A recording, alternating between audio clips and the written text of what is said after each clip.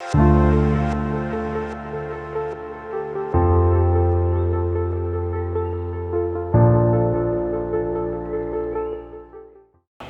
कर रहे थे हम लोग? टॉर्क डिस्कशन कर रहे थे। क्या बताया गया था इसके बारे में? क्या नाम था इसका? तो axial force, twisting force, arc cross F.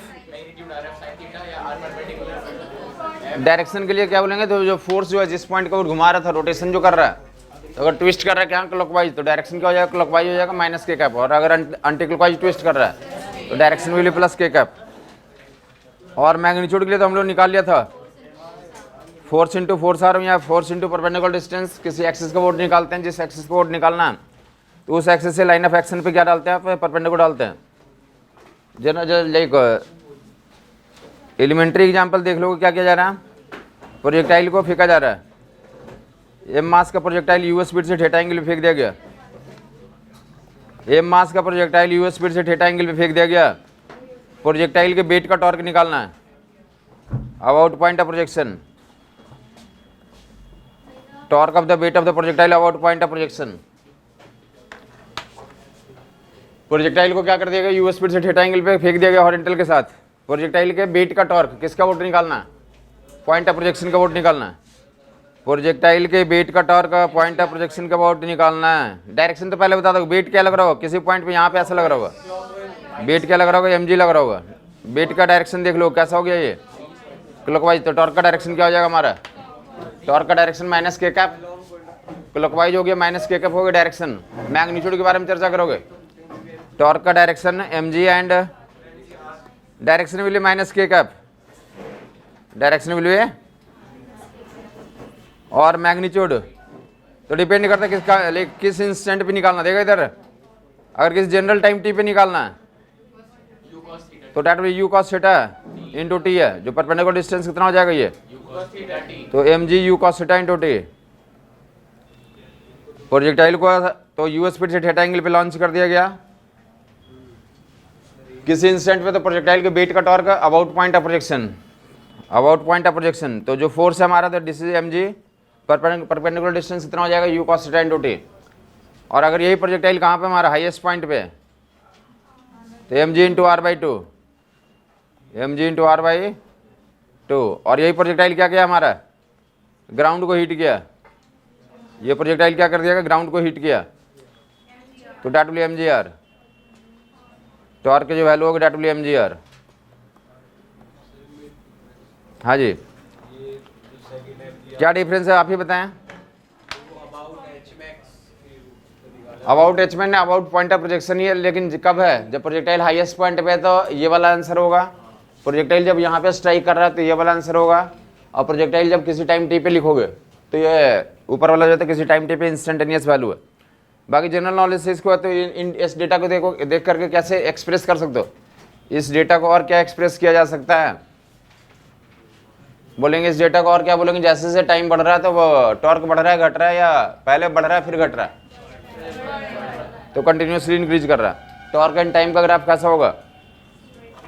तो स्ट्रेट लाइन होगा, पासिंग थ्रू ओरिजिन होगा। स्लोप कितना आ जाएगा? टॉर्क एंड टाइम का ग्राफ का स्लोप कितना आ जाएगा हमारा? तो that be m g u cos theta. ये छोटे मोटे सवाल पूछे जा सकते हैं, तो जहाँ पे जरूरत पड़ेगा आइडेंटिफाई कर लोगे। तो क्या लटकाया हुआ? पेंडुलम।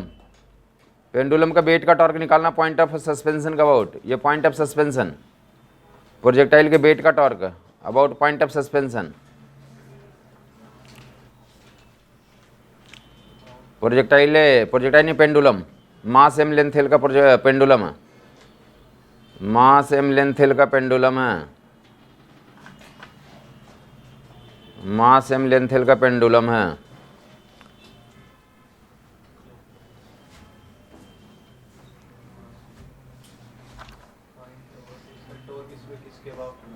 सस्पेंशन पॉइंट, कौन सा सस्पेंशन पॉइंट होता है बोलोगे तुम? ये वाला पॉइंट को क्या बोलते हैं हम लोग? ये सस्पेंशन पॉइंट। इसी को आउट निकालना, इसके आउट क्या निकालना है? तो टॉर्क मेजर करना। जब यहाँ पे पेंडुलम है, जब एक इंस्टेंट पे जब पेंडुलम यहाँ पे, किसका टॉर्क निकालना है? पेंडुलम के वेट का टॉर्क निकालना है, पेंडुलम के वेट। तो वेट डब्ल्यू लग रहा होगा, एम जी लग रहा होगा, और इसका वोट निकालना। तो परपेंडिकुलर डिस्टेंस कितना हो गया? ये जो वेट है इसी पॉइंट से पास कर गया, तो परपेंडिकुलर डिस्टेंस कितना हो गया हमारा, 0 हो गया। तो जब पेंडुलम यहाँ पे है तो टॉर्क की वैल्यू कितनी हो जाएगी, जब पेंडुलम बॉटम पे है तो टॉर्क की वैल्यू 0 हो जाएगी। जब पेंडुलम यहाँ पे है वर्टिकल से तो थीटा एंगल घुमा दिया गया, वर्टिकल से कितना एंगल रोटेट कर दिया गया, थीटा एंगल। तो वेट कितना लग रहा है, ये mg लग रहा है। आइदर में यूज कर सकते हो। ये लाइन ऑफ एक्शन हो गया हमारा, ये एंगल थीटा तो ये एंगल भी थीटा, इन दोनों के बीच का एंगल देख लोगे। एक एंगल तो बताई दें आप, क्या होता है हमारा, आर एंड एफ होता है। ये हमारा आर है और ये क्या हमारा, दोनों के बीच का एंगल थीटा होगा या पाई माइनस थीटा होगा।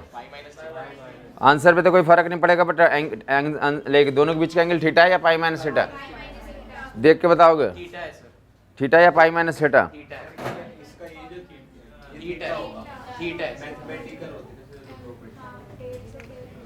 दोनों का हेड हेड मिलना चाहिए या टेल टेल मिलना चाहिए। ये वाला एंगल नहीं है, ये वाला एंगल है, ये वाला एंगल थीटा ही हमारा, ये वाला एंगल क्या हमारा, थीटा ही है।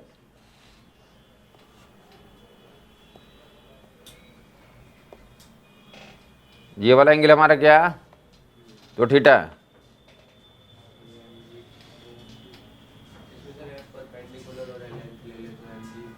हाँ वैसे भी कर सकते हैं, बाकी फिलहाल क्या बोला जा रहा है कि हम लोग एंगल ले करके, फोर्स कितना हो गया हमारा, जब यहाँ पे तो टॉर्क की वैल्यू लिखोगे, force is mg, length is l, rf sine theta, rf sine theta, that will sign theta. Direction कौन बताया, क्लॉकवाइज या एंटी क्लॉकवाइज, क्लॉकवाइज या एंटी क्लॉकवाइज, ये हमारा उस पॉइंट का आउट देखना, दैट विल तो क्लॉकवाइज होगा, माइनस के कैप होगा। पेंडुलम के वेट का टॉर्क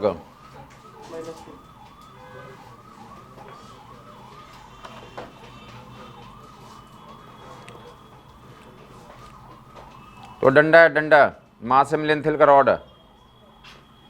इक्विलिब्रियम के लिए बता दिया गया था, इक्विलिब्रियम के लिए क्या करते हैं, clockwise equal to anti clockwise. उसके अलावा तो क्या, अल्फा निकालने के लिए तो net torque equal to I alpha से इक्वेट कर रहे थे, net torque equal to I alpha से इक्वेट कर रहे थे। ये क्या है, तो हमारा डंडा है, मास एम लेंथ का डंडा है। तो डंडे फिर से पॉइंट ऑफ सस्पेंशन का वो डंडे के वेट का टॉर्क, तो डंडे के वेट का टॉर्क पॉइंट ऑफ सस्पेंशन का वोट अभी इस सिचुएशन में तो डेट भी तो 0। जबकि इसी डंडे को तो ऐसा कर दिया गया, डंडे को वर्टिकल से थीटा एंगल डिस्प्लेस कर दिया गया। किसका टॉर्क किसका वोट फाइंड आउट कर रहे हैं हम लोग, डंडे के वेट का टॉर्क, पॉइंट ऑफ सस्पेंशन का वोट, जिस पॉइंट से लटकाए हुए हैं उसे पॉइंट ऑफ सस्पेंशन बोलते हैं। डंडे के वेट का टॉर्क इसका वोट कितना हो गया, 0 हो गया। वेट क्या कर रहा है, उसी पॉइंट से पास कर जा रहा है, वेट उसी पॉइंट से पास कर जा रहा है, तो डेट टॉर्क विल बी 0। इस केस में तो टॉर्क क्या लिखेंगे, 0। और जब इसके वेट को यहाँ पे तो शिफ्ट कर दिया गया, वेट यहाँ पे लग रहा होगा, ये कितना हो जाएगा हमारा, सेंटर ऑफ मास। वेट कहाँ लगेगा, तो डेट विल बी, क्या आंसर लिखेंगे, क्लॉकवाइज या एंटी क्लॉकवाइज, क्लॉकवाइज। मैग्नीट्यूड कितना, तो that will mg l by two sine theta. Clear हो गया होगा लोगों को, mg l by two sine theta. दो तरीका है, या तो directly force r f sine theta लिख दो, r into f into sine theta, या तो डायरेक्ट लिखो, या दूसरा क्या कर सकते हैं आप, तो ये फोर्स वाली लाइन है हमारी, ये कौन सी लाइन है, फोर्स वाली लाइन है। इस लाइन पे कहाँ से, तो पॉइंट ऑफ सस्पेंशन से क्या डाल देंगे आप, ये एल बाई टू है, तो ये वाला कंपोनेंट कितना आ जाएगा, L by two sine theta आ जाएगा। कितना आ जाएगा हुआ, L by two sine theta. Direction will be minus K cap, direction will be, ये हमारे लिए हमारे एग्जाम के लिए है, पर पॉसिबिलिटी क्या है इसमें, हमारे एग्जाम के लिए इस सवाल में पॉसिबिलिटी है या नहीं है, बताओगे। बता रखा हमने जो है, तो जो प्रोसेस जो है बता रखा है, बोलोगे। अगर इस पे सवाल बनाना होगा तुम्हें, तो इस पे क्या सवाल बनाओगे, ओमेगा निकाल के। अभी उस पर तो चर्चा नहीं करा ना, ये बोल रहे हैं कि एंगुलर सिस्टम होगा, साइन थीटा का फंक्शन आ रहा है, तो साइन थीटा को स्मॉल एंगल के लिए थीटा लिख सकते हैं, और टाउ इजिकल टू, तो टॉर्क जो है थीटा का प्रोपोर्शनल है, तो उसे क्या बोलते हैं हम लोग, एंगुलर एसएचएम। टाइम पीरियड निकालो, वो वाला केस हमें आप बाद में देखेंगे जब एसएचएम पढ़ेंगे। फिलहाल यहाँ पे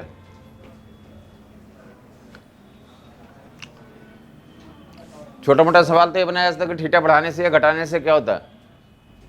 थीटा पहले तो कहाँ से मेजर किया, ये पता चल गया कहाँ से मेजर किया हुआ, वर्टिकल से मेजर किया हुआ, mgl/2 sin थीटा होगा, यही हॉरिजॉन्टल से एंगल दिया रहता है। तो यहाँ पे sin थीटा के यहाँ पे क्या बन जाता है हमारा, कॉस बन जाता है। एक तो ये बात हो गई, समझ आई बात। दूसरी बात, इसको जो है तो क्या करते हैं, थीटा इंक्रीज करेंगे तो टॉर्क बढ़ रहा है घट रहा है, तो बॉटम से किधर की तरफ, हॉरिजॉन्टल की तरफ ले जा रहे हैं, तो टॉर्क बढ़ रहा है घट रहा है, तो बढ़ रहा है। तो ऐसी छोटी मोटी बात पूछी जा सकती है। दूसरा और क्या बताओगे, ये आपको तो क्लू बता रखा है इसलिए पूछा जा रहा है।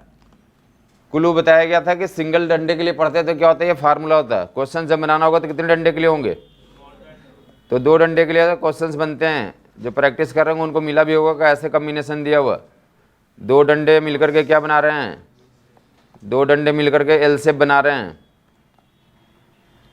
ऐसा कोई शेप बना रहा है, 2 डंडे हैं, मास ले एम लेंथ एल का, कितने डंडे हैं ये, m1 m2 मास दिए जा सकते हैं और mm भी दिए जा सकते हैं, लेंथ भी L1 L2 दिया जा सकते हैं। फिलहाल हमने तो मास से m1 m2 ले लिया है और लेंथ क्या लिया हमने, तो L लिया है। ये क्या है, डंडा है क्या हमारा, ये डंडा है। और बोला जा रहा है कि ये जो है, ये डंडा जो वर्टिकल से तो ये थीटा एंगल पे है और वो कितने एंगल पे, ये दो कंप्लीट दोनों डंडे एल से बना रहे हैं, एल से बना रहे हैं, कंप्लीट एंगल कितना, तो ये एंगल बोलते हैं थीटा बना। कंप्लीट दोनों जो है तो एक दूसरे पे परपेंडिकुलर एल से बना रहे थे। और कि दूसरा क्या दिया वो साथ में, इक्विलिब्रियम में, ये किस में है, कोई सिस्टम को ऐसे तुम लटका रखा और क्या है हमारा, इक्विलिब्रियम में, क्या है वहाँ, इक्विलिब्रियम में। समझ आई बात। इसका मतलब क्या हुआ, इक्विलिब्रियम में होने का मतलब क्या, तो इसका जो टॉर्क होगा, इसका वेट यहाँ पे लग रहा होगा, इसका m1 जी यहाँ पे लग रहा है, और पॉइंट ऑफ सस्पेंशन का कैसा टॉर्क डेवलप कर रहा है, एंटी क्लॉकवाइज, और इसका वेट m2 जी लग रहा है, और पॉइंट ऑफ सस्पेंशन का आउट, तो क्लॉकवाइज टॉर्क और एंटी क्लॉकवाइज टॉर्क बराबर है, तो कंडीशन आ जाएगा आपको। क्लॉकवाइज टॉर्क की वैल्यू और एंटी क्लॉकवाइज टॉर्क की वैल्यू इक्वेट कर देंगे, m1 G L/2 sin θ1 is equal to m2 G L/2 sin 90 minus, तो that will B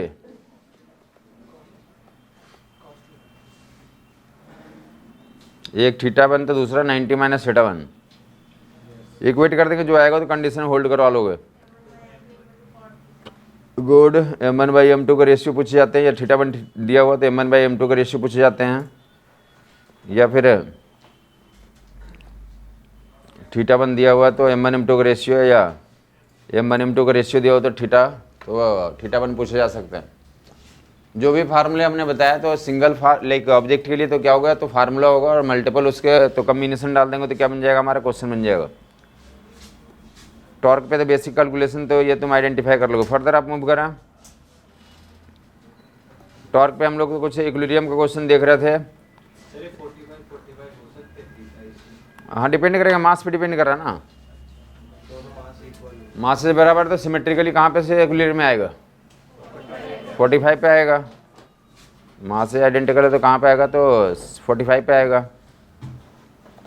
m1 m2 के रेशियो पे डिपेंड करेगा θ1 कितना होगा, m1 m2 के रेशियो पे डिपेंड करेगा। हम लोग क्या कर रहे थे, तो लैडर वाला क्वेश्चन कर रहे थे, क्या कर रहे थे हम लोग, लैडर वाला क्वेश्चन कर रहे थे, उसमें आपने देख लिया था। ये वैल्यू जो डाल देते हैं जल्दी से निकाल लोगे n1 n2 एंड उसमें जब कुछ पॉइंट्स और मेंशन करना तो वो सुन लेंगे आप। ये 10 मीटर दिया हुआ, क्या दिया हुआ हमारा, लैडर की लंबाई 10 मीटर दिया हुआ, ये एंगल कितना दिया हुआ, 37 डिग्री। जो रॉड का जो मास है, रॉड का मास कितना है, तो डेट विल बी 20 kg का ले लिया।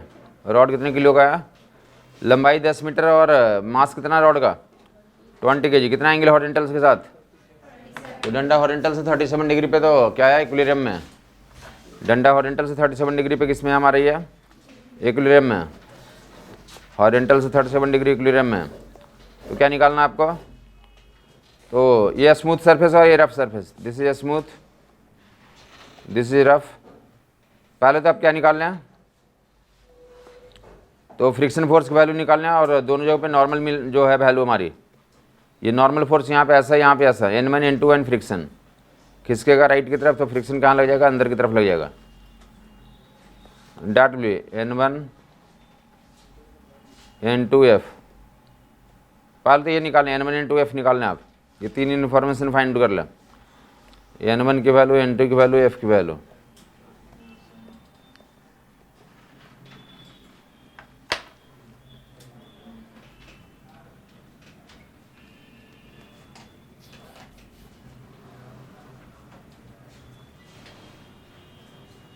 N1 की वैल्यू, N2 की वैल्यू, F की वैल्यू हो गया। N1 की वैल्यू 200, वर्टिकल इक्विलिब्रियम और हॉरिजॉन्टल इक्विलिब्रियम करना इतना आप कर सकते हैं, सीधे सीधे कर सकते हैं। Vertical equilibrium and horizontal equilibrium, vertical equilibrium से क्या कर दोगे, N1 ऊपर और नीचे कितना, नीचे ये दिख रहा है, ये BD दिखा दिए, नॉर्मल ऊपर, इधर नॉर्मल, वेट नीचे, वेट कितना 20 × G, 200 लिख देता हूँ डायरेक्टली। तो ये वर्टिकल इक्विलिब्रियम से लोग बोल रहे हैं N1 की वैल्यू कितनी आ गई हमारी, वर्टिकल इक्विलिब्रियम से N1 की वैल्यू 200 और हॉरिजॉन्टल इक्विलिब्रियम के लिए तो N2 = F, N2 = कितना आ गया, F आ गया। टॉर्क बैलेंस कर लिया होगा। तीसरा जो है इक्वेशन कहाँ से आएगा, N1 N2 F तीन अननोन है, तीन इक्वेशन बनाएंगे। तीन इक्वेशन बनाने के लिए दो इक्वेशन तो एक ट्रांसलेशन से आ जाएगा, तीसरा कहाँ से आएगा हमारा, तो टॉर्क से आएगा। टॉर्क जो किसी पॉइंट का आउट हुई तो लेंगे तो इक्विलिब्रियम में रहेगा। हम यहाँ किसी पॉइंट का आउट टॉर्क बैलेंस कर सकते हैं, बट कहाँ पे करते हैं हम लोग, जो क्वेश्चंस में इन्वॉल्व है, तो आइधर यहाँ पे इन तीनों में कहीं पे करेंगे तो हमारा जल्दी सोल्यूशन आएगा, और इन तीनों में कहाँ पे करेंगे तो यहाँ पे जल्दी आ जाएगा, क्योंकि यहाँ पे दो फोर्सेस का टॉर्क लिखने की हमें जरूरत नहीं पड़ेगी, N1 का और F का टॉर्क लिखने की जरूरत नहीं पड़ेगी। तो बचा कौन सा हमारे पास, तो N2 एंड F, इसके वो टॉर्क बैलेंस कर रहे हैं।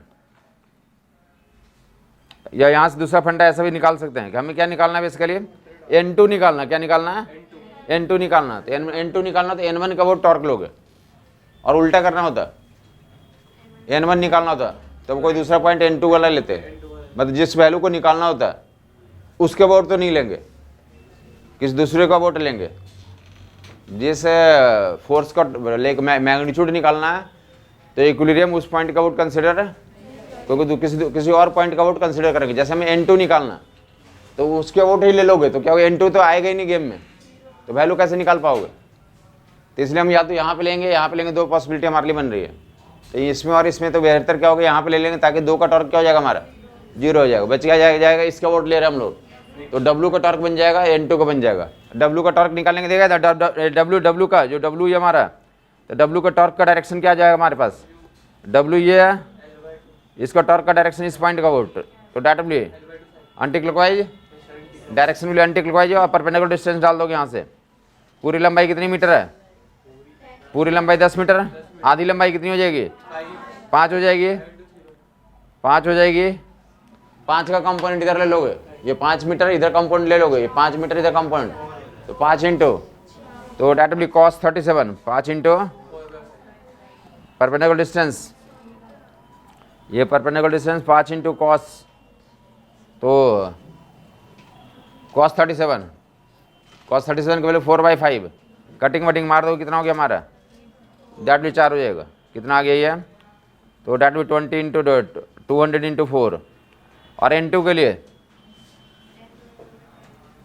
तो N2 हमारा ऐसा है, यहाँ से डाल देंगे परपेंडिकुलर, पूरी लंबाई कितनी मीटर थी डंडे की, 10 मीटर, ये पूरी 10 मीटर है, 37 के सामने कितना आ जाएगा, 6 मीटर या 8 मीटर, ये 6 मीटर आ जाएगा, ये 6 मीटर आ गया, तो यहाँ से परपेंडिकुलर डिस्टेंस भी कितना आ जाएगा हमारा, तो 6 मीटर हो जाएगा। तो क्या लिख देंगे, N2 × 6, क्या लिख देंगे आप, N2 × 6, N2 की वैल्यू निकाल लोगे, कट कर लेंगे, डेट विल 400/3, 400/3 न्यूटन N2 आ गया, मतलब F भी कितना आ गया हमारा, तो डेट विल F और N2 क्या था हमारा, बराबर था, एफ एन एन टू क्या है तो बराबर, तो ऐसा कर लोगे। आगे इसमें एक और क्वेश्चन तो कनेक्ट किया रहता है, इतना सवाल के बाद वन मोर लिखा रहता कि वहाँ पे जो है तो ग्राउंड के द्वारा हॉरिजॉन्टल सरफेस के द्वारा कोएफिशिएंट ऑफ स्टैटिक फ्रिक्शन निकालने की जरूरत होती है। यहाँ पे म्यू की वैल्यू निकालने की जरूरत होती है। क्या निकालने के लिए बोलते हैं? ये सब कुछ नहीं पूछेंगे, डायरेक्टली क्या पूछ लिया? म्यू पूछ लिया। म्यू पूछ लिया तो ये काम करना ही पड़ेगा तुम्हें। म्यू पूछ लिएगा तो क्या निकालना पड़ेगा? मैं एफ निकालना पड़ेगा, n1 n2 निकालना पड़ेगा। n1 निकाला उससे क्या निकल जाएगा? n1 निकाल लिया उससे लिमिटिंग फ्रिक्शन निकल जाएगा। लिमिटिंग फ्रिक्शन की वैल्यू कितनी हो जाएगी? Mu times n1। Mu times n1 कितना निकाला था? समझ नहीं आई बात? एफ एल निकल गया। एफ की वैल्यू कितना निकाला? दोनों में क्या रिलेशन होगा? तो f will be, f l is more than f l will be more than equal to f. ऐसा कर लो कंडीशन। तो यहाँ से तो म्यू की वैल्यू कंडीशन निकल जाएगा। That will be 400/3। कटिंग वटिंग मार दोगे।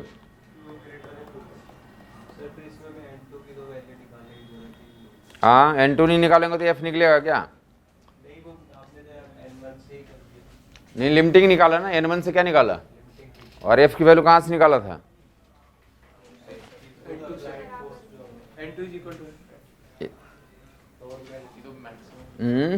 f की वैल्यू n2 के बराबर। और n2 कहाँ से निकाला? टॉर्क बैलेंस करके ही निकाला। अगर आपको निकल जाता तो निकाल सकते, कोई दिक्कत नहीं। हाँ, अगर आपको लगता है कि नहीं हमें एफ की वैल्यू निकालने की जरूरत ही नहीं है, डायरेक्ट निकल रहा, तो वहाँ से निकाल सकते हो। एक तरीका ये भी है कि ऐसा हम कर लें, हमें जो है ट्रांसलेशन से तो क्या निकल जाएगा? n1 निकल जाएगा और n2 इक्वल टू एफ आ जाएगा। n2 equal to F solution नहीं आया, उसको सोल्व करने के लिए क्या करना पड़ा हमें? टॉर्क बैलेंस करके तो क्या निकाला? n2 की वैल्यू निकाला। n2 की वैल्यू निकाला तो फ्रिक्शन की वैल्यू निकल गई। n1 की वैल्यू निकाल चुके, लिमिटिंग निकाल लेंगे और क्या कर देंगे? लिमिटिंग जो है क्या होता है? फ्रिक्शन से बड़ा होता है या बराबर हो सकता है, तो वो कंडीशन अप्लाई कर देंगे तो म्यू पे वैल्यू आ जाएगी। तो ये पूरा जो है तो क्वेश्चन का सोल्यूशन हुआ। बाकी अब देख लेंगे इसमें क्या वैराइटीज बनते हैं। वैराइटीज और क्या क्या बनते हैं बताओगे तुम ही खुद सोच के बताओगे। मतलब मैं करना बोलना ये चाहता हूँ कि प्रोसीड्यूर यही करना होगा क्वेश्चंस में। तो लाइक एलिमेंट की संख्या बढ़ाने से तो कैलकुलेशन क्या, तो वैल्यू क्या हो जाएगा? कैलकुलेशन ज़्यादा करना पड़ सकता है, बट बेसिक प्रोसीड्यूर क्या रहेगा? हमारा सेम ही रहेगा। हमारे एग्जाम के लिए जो पॉसिबिलिटी है तो ये पॉसिबिलिटी ही बनती है। ये देखिए पॉसिबिलिटी वैराइटीज बता देता हूँ कि ऐसे से कुछ हो सकता है, वहाँ पे तो ये प्रोसीड्यूर आप अप्लाई कर लोगे, क्योंकि आप चाहेंगे तो इसमें क्या होता है कि ये एक सिंगल सीडी होता है। आजकल ऐसा सीडी भी आया हुआ, तो वैसे वैरायटी ऑफ क्वेश्चन बनाए जा सकते हैं। ऑब्जेक्टिव एग्जाम से तो हमारा कोई ऐसा फिजिबिलिटी नहीं होती। आजकल कैसे तो लेटर देखा आपने, ऐसा बना होता है, देखा नहीं देखा? अरे दोनों तरफ से खुलते हैं, समझ ये बात नहीं आई? तो ऐसा भी कुछ बनाया जा सकता है। बट इन सभी में जो हमने किया अभी तक वही प्रोसीड्यूर को अप्लाई करना पड़ेगा, कोई अलग नहीं है, सेम काम करेंगे। मैं बोल रहा हूँ कि एक सिंगल लैडर के लिए तो एक पॉसिबिलिटी तो हमने यहाँ डिसीजन कर दी, ये क्या था? रफ था, और ये क्या था हमारा? स्मूथ था। अगर भाई तो ये भी रफ है तो क्या कर लोगे? ये भी म्यू1 और म्यू2 दोनों जगह पे फ्रिक्शन दिया हुआ, तो क्या हो जाएगा हमारा? ये जो है अगर इधर स्लिपिंग टेंडेंसी तो यहाँ फ्रिक्शन लगेगा, और जब ये स्लिपिंग इधर होगी तो कहाँ स्लिप करने की टेंडेंसी होगी, तो कहाँ लग जाएगा? फ्रिक्शन। तो ऐसा फ्रिक्शन शो आउट करोगे F1 एंड F2। उसके अलावा जो है N1 एंड N2, उसके अलावा क्या? W।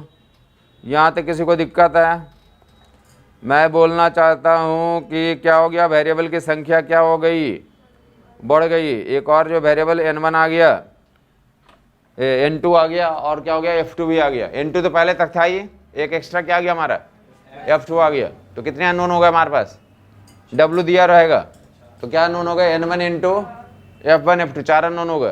तो क्या जाएंगे हमारे? तो 4 इक्वेशन हमें शो करना पड़ेगा, 4 इक्वेशन हमें शो करना पड़ेगा। समझ आई बात नहीं है? सोल्यूशन आ जाएगा 4 इक्वेशन। ये आप देखोगे एक पॉसिबिलिटी ऐसी बनती है, मैं बोलना फिर से वैसे इक्वेशन बनाएंगे, इसमें कोई आश्चर्यजनक नहीं है। ये सारे फिजिबिलिटी जो है तो हमारे एग्जाम के लिए पॉसिबिलिटी नहीं है, क्योंकि हम ऑब्जेक्टिव के एग्जाम में हमें टाइम नहीं होता कि हम 4 इक्वेशन सोल्व करें। ये क्या होगा? तो वर्टिकल बैलेंसिंग से क्या जाएगा? N1 plus F2 equal to W। Horizontal balancing N2 equal to F1, तो ऐसा कर लेंगे। कुछ नहीं समझ में आया? वर्टिकल बैलेंसिंग में जो पहले अगर ये स्मूथ होता तो क्या लिखते थे, N1 इक्वल टू W, अब क्या लिखेंगे, N1 plus F2 equal to W लिखेंगे, इतना ही अंतर पड़ा। और हॉरिजॉन्टल वाला तो वही रह गया, F1 इक्वल टू कितना, N2। समझ आई बात? अब हमें और क्या करना, 4 वेरिएबल्स है, 2 इक्वेशन तो यहाँ से आ गए, 2 इक्वेशन और बनाएंगे। एक बार यहाँ पे टॉर्क बैलेंस कर लिया, एक बार यहाँ पे टॉर्क बैलेंस कर लेंगे, एक बार किसी इसके या इसके वोट बैलेंस कर देंगे, तो हमें 4 इक्वेशंस क्रिएट करना होगा। समझ आई बात नहीं आई? 4 इक्वेशंस बनाने होंगे। क्लियर बात हो गया? इससे पहले जो हमने क्या देखा था, ये वाला स्मूथ था, ये क्या था हमारा, मैं बोल रहा हूँ ये सब सिचुएशन कहीं पे मिलता था हमारे एग्जाम के लिए, डायरेक्ट फिजिबिलिटी नहीं होती इसकी। ये इक्वेशन में देख लेंगे, अब यहाँ पे देखेगा, अभी तक लैडर के क्वेश्चन में निकला था, किसको इक्विलिब्रियम में रखा आपने, लैडर के इक्विलिब्रियम में रखा। बट दूसरा क्या पॉसिबिलिटी होती है, और लैडर के अलावा उसमें आदमी होता है या नहीं होता, आदमी होता है, आदमी के साथ इक्विलिब्रियम में रखते हैं, तो एक आदमी को चढ़ा दिया गया। मैं बोल रहा हूँ कि एक आदमी को यहाँ चढ़ा दिया गया, या तो सेंटर पे चढ़ा दें या कुछ डिस्टेंस दिया रहेगा, इतने डिस्टेंस पे एक आदमी है। क्या करना पड़ेगा फिर से, देखिए इधर, एक तो लैडर का वेट हो जाएगा, दूसरा मैन का भी वेट आ जाएगा। ये क्या हो गया, तो N1 हो गया, इधर क्या हो गया हमारा फ्रिक्शन हो गया, इधर क्या हो गया N2 हो गया। इन सभी क्वेश्चन से तो कोई दिक्कत नहीं है, N1 F1 N2 W S। समझ नहीं आया कुछ, क्या कर लेंगे, अब N1 की value W plus W dash, N2 की वैल्यू F, और फिर से किसी एक पॉइंट का वो टॉर्क ले लेंगे, जितने अननोन मैन और उसका W दिया जा सकता है, मैन का W और किसका W दिया हुआ, मैन का W और लेकिन लैडर का W दिया हुआ। समझ आई बात नहीं आई? दिया रहेगा, अकॉर्डिंगली तुम्हारे तो सोल्यूशन निकल के आ जाएंगे। बैलेंसिंग करोगे, एक किसी पॉइंट का वो टॉर्क ले लोगे, अगर उसके नहीं भी दिया तो क्या करेंगे, तो इक्वेशन ज़्यादा बनाना पड़ेगा। अगर सपोज कि W ही दिया हुआ सिर्फ, और बाकी W dash N1 N2 and F1, N1 N2 and F1 and man का W डैश, 4 अननोन हो गए, तो इक्वेशन कितने डेवलप करने पड़ेंगे, 4। समझ आ गई यहाँ तक? किसी को कन्फ्यूजन है बताएगा? इक्विलिब्रियम में करना क्या होगा, तो फिर से W डैश का भी तो टॉर्क लेना पड़ेगा, यहाँ से परपेंडिकुलर डिस्टेंस डाल देंगे, कुछ ज्योमेट्री अप्लाई करके, तो ये वाला वैल्यू दिया रहेगा कि बॉटम से इतने डिस्टेंस है, मैंने ये लेंथ पता है, तो अकॉर्डिंगली यहाँ से परपेंडिकुलर डाल दोगे। ये और ये कैसे टॉर्क डेवलप कर रहे हैं, एंटी क्लॉकवाइज, और N2 किधर करेगा, क्लॉकवाइज। ये मैन भी कहाँ पे चढ़ गया था, लैडर पे, हाँ या नहीं? गर्मी का टाइम आ रहा है, और क्या क्या होता है, और काफ़ी ज़्यादा जिनके घर में धूप नहीं आती तो क्या करता है, मैन तो लैडर पे चढ़ के बैठा ही है, अपना जो वाइफ को भी बुला लिया लैडर पे ही, तो क्या करेंगे हम लोग, अरे बोल दे एक आदमी यहाँ है, एक आदमी यहाँ है, एक दूसरे के ऊपर तेल लगा रहे हैं, एक आदमी नीचे वाला आदमी को ऊपर वाला आदमी नीचे वाले आदमी सर में क्या कर रहा है, तेल घिस रहा है। समझ आ गया होगा लोगों को? तो उसका भी वेट आ जाएगा, एक ऊपर वाला आदमी बैठा लें, एक नीचे वाला आदमी बैठा लें। अकल आ गया होगा लोगों को? मतलब ये बता रहा हूँ कि प्रोसीड्यूर को बढ़ाया जाता है, बेसिक का काम क्या करना होगा, सेम ही करना होगा। हाँ हाँ बेटा, अलग अलग लेंगे, जितने डिस्टेंस पे रहेगा। अगर इसे सर पे ही चढ़ा हुआ तो बराबर डिस्टेंस ले लेंगे। हाँ नहीं, वैसे नहीं करते, सेंटर ऑफ मास निकालने में नहीं फंसेंगे, अलग से ना, सेंटर ऑफ मास नहीं निकालेंगे, सीधा जी इनका वेट यहाँ पे एक्ट कर रहा है, इसके लिए तो परपेंडिकुलर डिस्टेंस इनको इनका वेट से गुना करेंगे, इनका वेट यहाँ पे लग रहा है तो ये परपेंडिकुलर डिस्टेंस और ये वेट लेंगे। समझ आई बात? अगर ये जो है तो क्या था, ये मैन है और ये वुमैन है, और इनका एक बच्चा भी होगा, तो बच्चा यहाँ बैठा हुआ, तो क्या करेंगे, इनका भी कंसिडर कर लेंगे। अगर 2 बच्चे हैं तो उनका भी बैठा लेंगे। मतलब जैसा क्वेश्चन दिएगा, मतलब मैं बोलना चाहता हूँ कि इसमें बढ़ाया जा सकता है जनसंख्या, कोई फर्क नहीं, बेसिक काम में कोई फर्क है।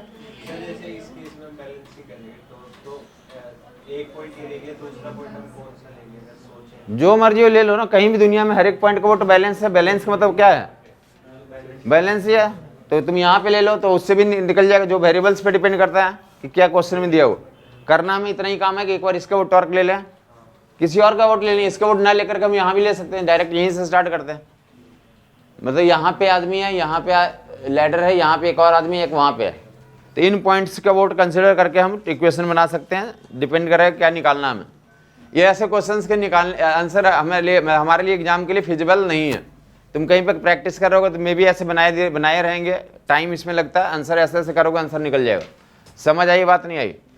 ये फैमिली प्लानिंग नहीं होती, हमें पता चलेगा कि हमारे एग्जाम के लिए फिजिबिलिटी का लेटर है और लेटर का इक्विलिब्रियम पढ़ लें और उसको सही सही निकाल लें, जहाँ भी आता है तो हम उसको कर लें, मोर देन सफिशिएंट है। आदमी को चढ़ा दिया, 2 आदमी को चढ़ा दिया, 3 आदमी को चढ़ा दिया, 5 आदमी को चढ़ा दिया, वो कोई दिक्कत नहीं है उसमें। आप एक सेम प्रिंसिपल पे करेंगे, आपका आंसर निकल के आ जाएगा। ये लैडर के तो सिचुएशन थे, हमारे कुछ और इक्विलिब्रियम के सिचुएशन देख लेंगे। इक्विलिब्रियम का सिचुएशन में क्या दिया था, ये क्या था, हमारा डंडा है, स्लैब है, ये स्लैब है, डंडा है, रेक्टेंगुलर स्लैब डंडा। वेरियस तरीके से किसी इक्विलिब्रियम में हम डालने जा रहे हैं। कैसे कैसे इक्विलिब्रियम में डाल सकते हो? इसका जो है डब्लू वेट है और क्या था, लंबाई एल है, वेट डब्लू और लंबाई एल। समझ आई बात? लंबाई एल, यहाँ पे 2 नाइफ लगा रखा है, 2 नाइफ एज पे क्या रखा है इसको, तो बैलेंस में रखा है। 2 नाइफ एज पे इनको क्या रखा हमने, बैलेंस में रखा है। इक्विलिब्रियम में है, क्या बोल रखा है कि एक स्लैब है, मास एक एम का या वेट डब्लू का, लेंथ एल का स्लैब है।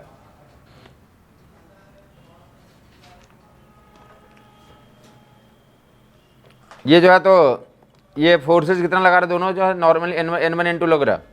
नाइफ एजेज पे लगाया हुआ कितना, तो n1 n2। और इक्विलिब्रियम के लिए तो क्या बोला कि ये दिया हुआ, ये कितना डिस्टेंस d है और इधर कितना हमारा, तो l माइनस डी है, दिया हुआ कि d माइनस एक्स है, या l माइनस एक्स ले लें आप, l है और l माइनस एक्स है।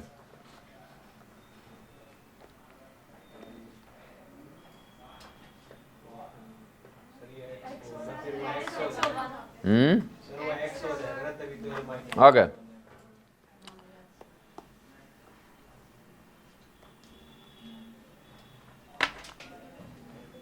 स्लैब है, उसको हमने क्या कर रखा, तो ऐसे इक्विलिब्रियम में बना रखा है। सेंटर से इतनी डिस्टेंस में हमने क्या कर रखा, फोर्सेज लगा रखा है।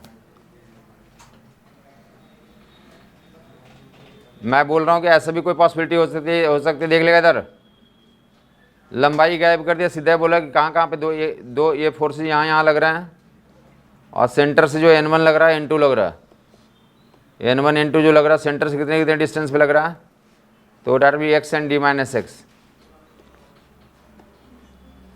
x and d minus x distance पे फोर्सेज लगाया जा रहा है।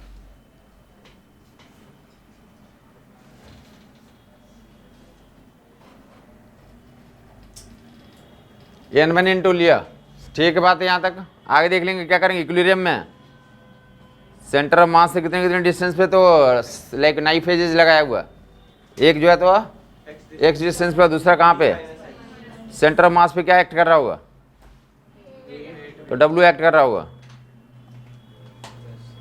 हमें क्या निकालना है, n1 n2 निकालना है, w गिवन है, सी ऊपर देगा। एक तो ट्रांसलेशन इक्वेशन बन जाएगा, जो हर एक बच्चा बता देगा। ट्रांसलेशन इक्वेशन क्या मिल जाएगा हमें, n1 plus n2 equal to w। Translation equation n1 plus n2 equal to w। Translation का इक्वेशन ऐसा क्रिएट कर लेंगे। बाकी देख लो, n1 n2 निकालना, क्या निकालना हमें, n1 n2 निकालना। अभी n1 n2 निकला नहीं है, n1 n2 में इक्वेशन आ गया। n1 n2 निकालने के ऊपर देख लेंगे। अभी क्या बताया, इक्विलिब्रियम में ऊपर देगा, अभी बताया था कि अगर हमें n2 निकालना, क्या निकालना है, तो n1 का आउट बैलेंस कर दो। n1 का आउट क्या कर दिया, n1 का आउट बैलेंस कर दिया। n1 का टॉर्क कितना हो गया वहाँ पे, w का उसका आउट कितना हो जाएगा, w का कितना हो जाएगा, क्लॉकवाइज हो जाएगा। और कितना हो जाएगा w का, wx क्लॉकवाइज, और n2 का किधर हो जाएगा, एंटी क्लॉकवाइज। और कितना हो जाएगा, n2 इंटू डी। पूरी लंबाई कितनी हो गई यहाँ से यहाँ तक, तो d हो गई, तो n2 इंटू डी हो गई। तो n2 की वैल्यू निकल के आ गया, तो डाट भी n2 की वैल्यू wx बाई डी आ गया। n2 value wx by D. अब आप खुद ही बता देंगे n1 निकालने के लिए क्या करना होगा। n1 के लिए तो या तो ऊपर में पुट कर दो, या इसके वो टॉर्क बैलेंस कर लो।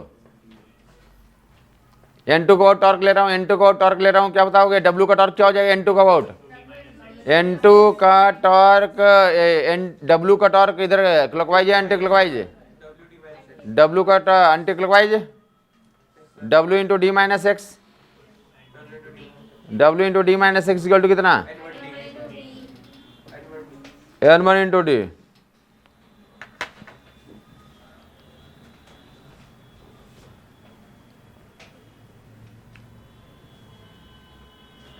तो n1 की वैल्यू निकाल लोगे यहाँ से। किसी को ऐसा लग रहा है कि अननोन दो ही थे, n1 n2, 3 इक्वेशन बना लिया, तो 3 इक्वेशन कोई दिक्कत नहीं है, ज़्यादा इक्वेशन और भी बन सकते थे, बट फिलहाल हमारे इसी से डायरेक्टली यहाँ से आंसर निकल जाते हैं। ये इससे n2 निकाल लिया, इससे n1 निकाल लिया, हमें आंसर करना 4 ऑप्शन दे रहेंगे, यहाँ से निकाल लिया आपने। n1 plus n2 equal to कितना हो गया हमारा, d हो गया, एक एक्स्ट्रा इक्वेशन आ गया। क्या सवाल हो सकते हैं यहाँ पे, तो इतना ही कि ये इक्विलिब्रियम में है, वैल्यू ऑफ चारों ऑप्शन में दे दिया है। ए ऑप्शन में नॉर्मल की वैल्यू n1 दे दिया, बी में ये दे दिया, और सी में क्या दिया, n1 plus n2 equal to w। 4 option ऐसे बना दिया। कौन कौन सा करेक्ट इनकरेक्ट है, रॉन्ग राइट चूज करें, समझ आई बात नहीं है। तो ये 3 इक्वेशंस क्या हमारे, तो राइट है। एक और इक्वेशन क्या बन जाएगा यहाँ पे, तो सेंटर का वोट बैलेंस कर दें, जहाँ पे w लग रहा है उसका वोट बैलेंसिंग कर दें, तो एक और इक्वेशन मैथमेटिकली बन जाएगा। वहाँ पे क्या बन जाएगा, यहाँ पे तो n2 का टॉर्क क्या हो जाएगा, n2 का anti clockwise n2 d minus x, और n1 का n1 x.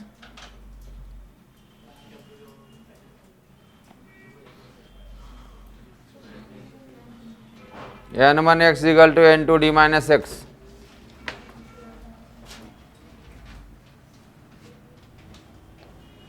n1 x equal to n2 d minus x. W का वोट बैलेंस किया, इक्विलिब्रियम किया यहाँ पे, तो यहाँ पे W का टॉर्क 0 हो गया, इसका टॉर्क एंटी क्लॉकवाइज है, इसका torque clockwise equal to anti clockwise से इक्वेट कर दिया। क्लियर हो गया को लोगों को। Special case n1 n2 W निकाले, 4 पॉसिबिलिटी यहाँ पे बन रही है, 4 इक्वेशंस के लिए कौन सा राइट है कौन सा रॉन्ग है, ऐसे कुछ पूछे जा सकते हैं, या n1 n2 पूछे जा सकते हैं। और उसके अलावा जो है तो देख लोगे क्या और इस पे सिचुएशंस बनते हैं। स्पेशल केस में दिखाता हूँ, ये क्वेश्चंस स्लैब को n1 n2 नीचे से बैलेंस करो, यह इश्यू कहाँ से बैलेंस किया जा सकता है, ये क्वेश्चन में कोई फर्क नहीं है। अगर ये इसको और बैलेंस करना तो और कैसे कर सकते हो, यस बोलेंगे लोग। और बैलेंस करने का तरीका ये है कि 2 स्ट्रिंग लगा कर तो क्या करते हैं, ऊपर से बांधते हैं, तो भी क्या हो जाएगा, ये इक्विलिब्रियम में रहेगा नहीं रहेगा, रहेगा इक्विलिब्रियम में। तो इक्विलिब्रियम में रहेगा तो यहाँ फिर से पूछा जाता है कि दोनों में टेंशन निकालें, दोनों में क्या निकालें आप, टेंशन निकालें। येलो वाला स्लैब को 2 स्ट्रिंग्स के थ्रू तो इक्विलिब्रियम में रखे हुए, क्या निकालें आप इसमें, तो T1 T2 की वैल्यू निकालो, उतना ही आंसर आएगा। एग्जैक्टली वैसे करेंगे, या तो नीचे से नाइफ एज पे खड़ा करो या ऊपर से स्ट्रिंग्स लटका दो, आंसर क्या आएगा हमारा। आप क्या बता दोगे जल्दी से, इक्वेशन तुम एक बता दोगे, 4 इक्वेशन में कोई एक इक्वेशन बोल दोगे, जल्दी बोलोगे। T1 plus T2 equal to W तुम बताओगे, कोई एक और बता दो इसके अलावा। T1 plus T2 plus equal to W के अलावा कुछ बता दो। T1 x equal T2 D minus x, good. आप बता दो। इसको वो टॉर्क ले लिया, बेट का वोट बेट का वोट ये बोला था, W को टॉर्क बैलेंस कर दिया, T1 x equal to T2 D minus x बोल दिया। उसके अलावा 2 और बताओगे, एक और बताओगे कुछ, हाँ आप बताएंगे। T1 into D, very good. T1 इसको वोट ले रहे हैं तो यहाँ से डालेंगे T1 इंटू डी, इसका वोट ले रहे हैं तो T1 इंटू डी कैसा हो गया, क्लॉकवाइज, और ये W into D minus x, और इसका वोट ले लें T2 into D, W into x, finish. ऐसे 4 इक्वेशन क्रिएट कर लोगे, यहाँ से T1 T2 की वैल्यू निकल के आ जाएगी। समझ आई बात। टॉर्क इक्वेशन बनाना,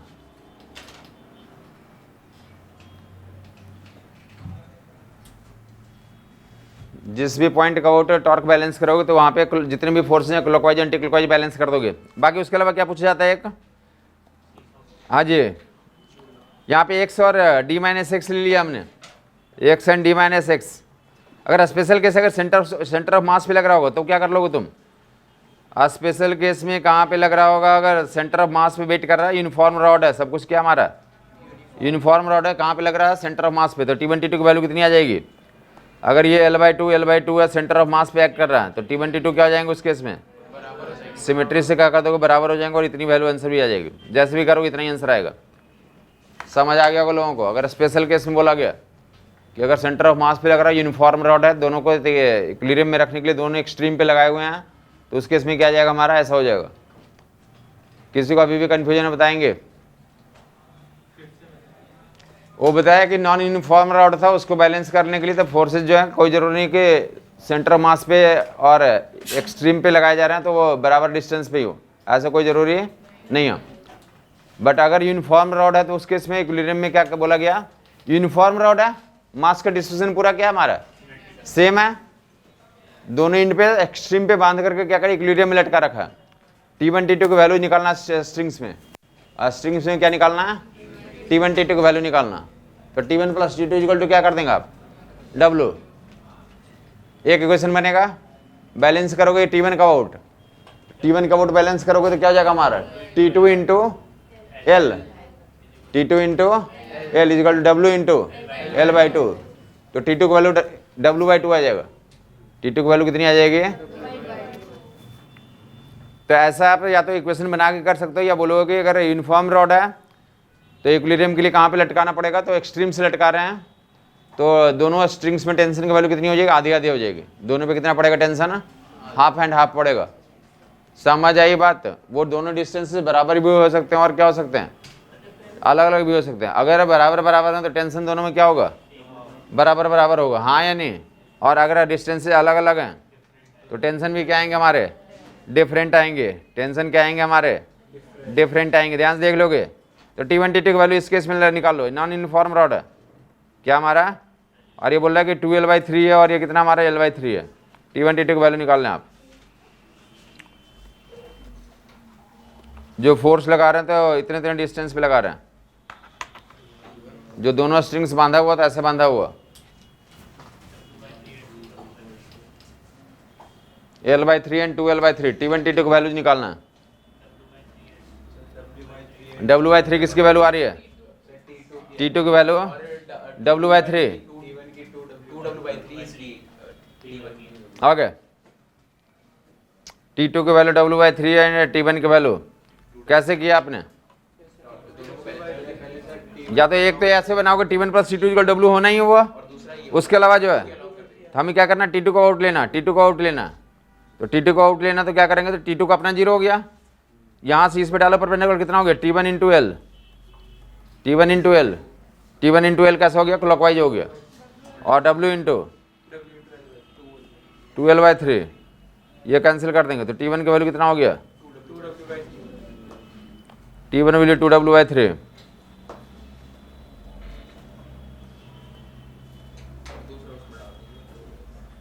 या तो T1 plus T2 equal W में T1 की वैल्यू डाल दो, T2 निकल जाएगी। उससे बेहतर क्या रहेगा हमारे पास, T1 का वोट ले लो। अब ये क्या करें, टॉर्क बैलेंसिंग किसका वोट कर लें, T1 का वोट कर लें। तो T1 का वोट बैलेंसिंग करेंगे तो क्या हो जाएगा, T2 into L equal to W into L/3। तो T2 की वैल्यू कितनी आ गई हमारी, W/3, T2 की value W/3। T1 T2 value जो आपने आइडेंटिफाई कर लिया, T1 की वैल्यू 2W/3, T2 की वैल्यू W/3। मैं बोलना चाहता हूँ कोई जरूरी नहीं कि T1 T2 निकालने ही बोल दें। T1 T2 के बारे में इतना ही कि जैसे स्ट्रेट फॉरवर्ड के लिए लटकाया हुआ 4 ऑप्शन दिए रहते हैं कि T1 ग्रेटर होगा, T2 ग्रेटर होगा, which of the following is तो ट्रू। या तो सीधे ही बोल देंगे T2 is more than T1, T1 is more than T2, T1 T2 are equal, ऐसे 4 ऑप्शन बनाए जाते हैं। समझ आई बात? हम क्या करेंगे, अभी निकाल लिया मैग्नीट्यूड तो निकाल लिया ना, बाकी हम लोग ऐसे आगे से हमेशा के लिए कंपेयर कर लेंगे। टॉर्क बैलेंस है, टॉर्क बैलेंस है तो मतलब क्या होगा कि ये डिस्टेंस ज़्यादा है या कम है, ज़्यादा है, तो ज़्यादा तो फोर्स क्या होगा हमारा, कम होगा। T2 की value T2 is smaller than T1 आएगा 4 ऑप्शन में, तो ऐसे आइडेंटिफाई कर लेंगे। जहाँ पे डायरेक्टली आपको थ्योरेटिकल ऑप्शन दिए रहते हैं मैग्नीट्यूड निकालना, तो ऐसे करके देख लेंगे, एक की वैल्यू W/3 है, दूसरे की कितना, कुछ जगहों पे क्या ऑप्शन दिया रहता है, कौन ग्रेटर है कौन लेस, ऐसे ऑप्शन बनाए रहते हैं। तो वहाँ पे कैसे आप कर सकते हैं, तो हम जानते हैं कि टॉर्क बैलेंस का मतलब R एंड F का प्रोडक्ट क्या हमारा कांस्टेंट, तो जिनके लिए जहाँ पे R ज़्यादा तो F क्या कर लेंगे, कम हो जाएगा, तो ये लेस हो जाएगा और वो क्या हो जाएगा, मोर हो जाएगा। तो ऐसा कर लोगे। बाकी अगर क्वांटिटेटिव लाइक कंपेरिजन करना होगा तो निकालना ही पड़ेगा कि कितना टाइम्स है। अगर ऐसे लेस और मोर में पूछा जाएगा तो आप आइडेंटिफाई कर सकते हैं। क्लियर बात हो गई होगी। W1 W तो ऐसे जो है, तो ये डायग्राम जो है वेरियस तरीके से पूछे जाते। दो इन्फॉर्मेशन तो बता दिया। एक कहाँ पे इस स्लैब को लटकाए हुए थे, नाइफ एजेज पे। दूसरा कहाँ लटका दिया, स्ट्रिंग से लटका दिया। दोनों ही केस में क्या था हमारा, इक्विलिब्रियम में था। और ये यही डायग्राम और किस तरीके से पूछे गए हैं, ये डायग्राम ही और किस तरह से पूछे जाएंगे या पूछे गए हैं, तो देख लोगे यहाँ पे। ये जो है तो स्लैब ही है, स्लैब है तो ये दो ऐसे भी यूज किया है कि दो कंधे पे ले जा रहे हैं। दो पर्सन किसको इस पे कहाँ पे ले जा रहे हैं, कंधे पे टांगे हुए हैं। तो कंधे पे कितना नॉर्मल रिएक्शन लग रहा है या कंधे के द्वारा स्लैब पे कितना लग रहा है, समझ आई बात नहीं है। काम वही करेंगे, काम प्रोसीडियर वही होगा। लैंग्वेज में लिखा रहेगा, ऐसे डायग्राम वगैरह बनाया रहेगा। तो या तो स्ट्रिंग से टांग दें, या फिर दो नाइफ एजेज पे टांग दें, या फिर दो कंधे पे ले जाएं, या दो हेड पे ले जा रहे हैं। कहाँ पे ले जा रहे हैं ये लोग, हेड पे, तो उतार कर ले जा रहे हैं। कंधे वाला देखा होगा तुमने, कंधे वाला देखा नहीं आज तक। अरे गाना वाना तो सुना होगा ना, गाना ऐसा नहीं सुना कि पालकी में होके सवार चली रही है, ऐसा नहीं सुना। हाँ ये देखो पूरा गाओ। अरे गाना बहुत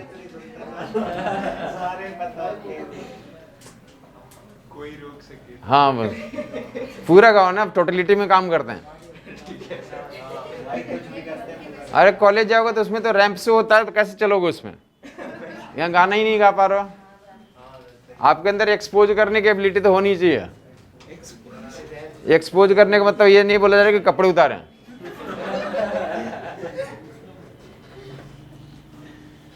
कपड़ा तो उतरा ही हुआ, इसमें क्या दिक्कत। जब दुनिया में आ गए तब तो बाकी चीजों को एक्सपोज करना, ये भी एक एक्सपोजर ही होता है कि आप अपने टैलेंट को शो करें कि हमें गाना भी आता है। हाँ साहब गाएंगे, अभी भी नहीं है। नहीं, आप अपने लिए आप अपना टैलेंट दिखा सकते हैं, आप भी दिखा सकते हैं, आपके पास भी मौका है। ये तो अपने आपके अंदर विश्वास जगाओ ना, भगवान सबको दे के भेजा है। अरे पालकी में होके सवार चली रे, मैं तो अपने साजन के द्वार चली रे, ऐसे कुछ गाना है। टन टनाटन, अरे नहीं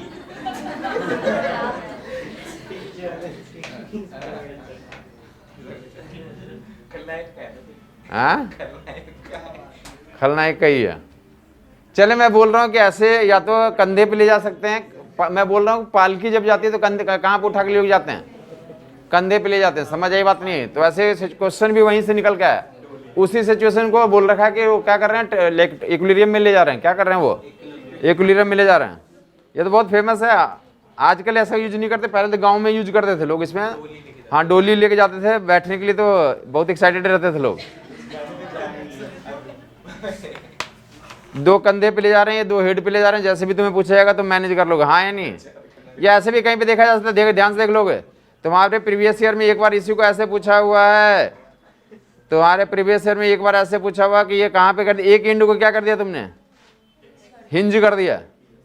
एक इंड को क्या कर दिया, हिंज कर दिया, और दूसरे इंड को टांग दिया ऐसे। पहले टांगने का तो वही का बताओगे, हिंज फोर्स कितना लग रहा है और टेंशन कितना आ रहा है, आइडेंटिफाई कर लोगे। समझ आई बात नहीं। ये सारे क्वेश्चन सेम ही हैं।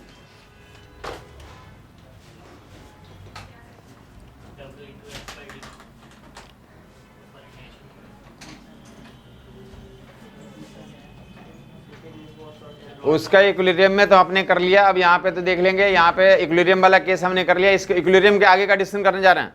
इन सभी क्वेश्चंस में देख लो इधर, या तो इन सभी क्वेश्चंस में यहां से टांगा था, दोनों टंगा हुआ था, या दो आदमी टांगे हुए था, या दो नाइफ एज पे थे। इन हर एक केस में देखेगा लोग। यहां तक समझ में आ गया। इक्विलिब्रियम में N1 N2 T1 T2 निकाल लोगे तुम। बड़ा छोटा भी डिसाइड कर लिया, बड़ा छोटा भी क्या कर लिया आपने, डिसाइड कर लिया। अब यहां से आगे का काम करने जा रहे हैं। ऊपर देगा ये T1 T2 वाला ही केस ही है। यहां पे T1, वहां पे T1 T2 क्या करना, बैलेंस करना। क्या करना हमारा, बैलेंस करना। वो जो T2 का रोल कर रहा था वहां पे स्ट्रिंग, यहां पे कौन कर रहा है हमारा हिंज फोर्स कर रहा है। कौन कर रहा है यहाँ पे? हिंज फोर्स कर रहा है। करना है क्या यहाँ पे? तो अब आगे का सिचुएशन डिसीजन करने बोला जाए कि ये कट कर दिया तो इनिशियल अल्फा निकालना होता है। इनिशियल एंगुलर एक्सेलरेशन की वैल्यू निकालें। ये स्ट्रिंग को क्या कर दिया गया? कट कर दिया गया। तो इनिशियल एंगुलर एक्सेलरेशन की वैल्यू निकालना, अल्फा की वैल्यू निकालना। देखो मैं समझा दे रहा हूँ एक बार, हर एक किताब में क्वेश्चन दिया हुआ है। इनिशियल एंगुलर एक्सेलरेशन यहाँ से स्टार्ट हुआ कि पहले क्या था, तो ये हिंज किया हुआ, ये क्या हुआ, या वो कोई दिक्कत नहीं है। दोनों ही टंगे होते तो भी यही को आंसर बनता है। यहाँ से टंगा हुआ, यहाँ से टंगा हुआ, या दो आदमी उठाए हुए हैं, दो आदमी उठाए हुए, एक आदमी क्या कर दिया तो हटा लिया, अपने कंधा खींच लिया, तो दूसरे आदमी पे कितना फोर्स लगेगा। हर एक क्वेश्चन में ये करने जा रहा है। एक दोनों कंधे पे लिए हुए हैं, एक आदमी कंधा हटा देगा तो क्या करेगा, वो घूमेगा। क्या करेगा?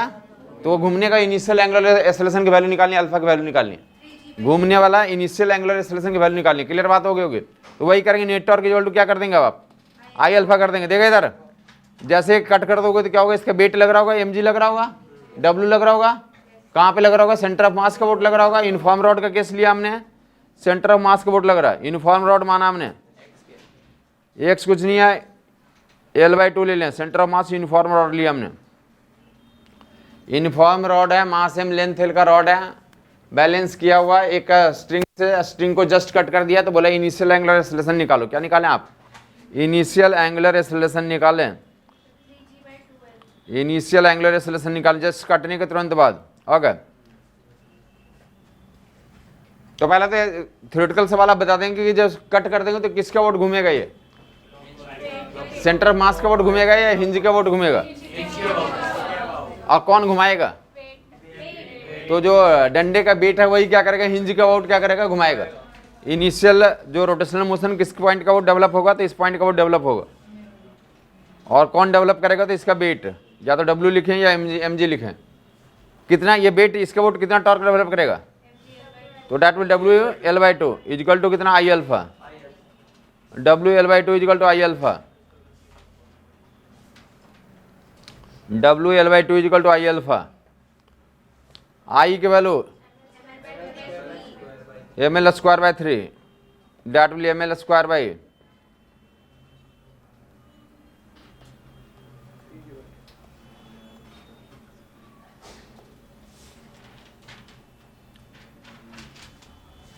W यहाँ पे क्या रिप्रेजेंट कर रहा है, तो mg को रिप्रेजेंट कर रहा है। mg के टर्म्स में लिखोगे तो mg/2 3/, ये mm भी कट जाएगा,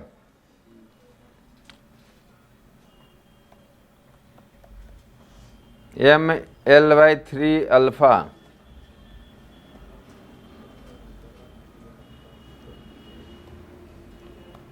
अल्फा की वैल्यू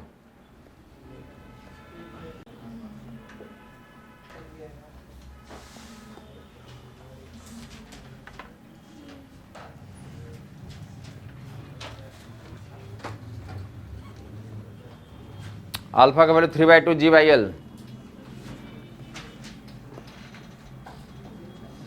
आगे देखेंगे, नेक्स्ट क्वेश्चन में जाएंगे।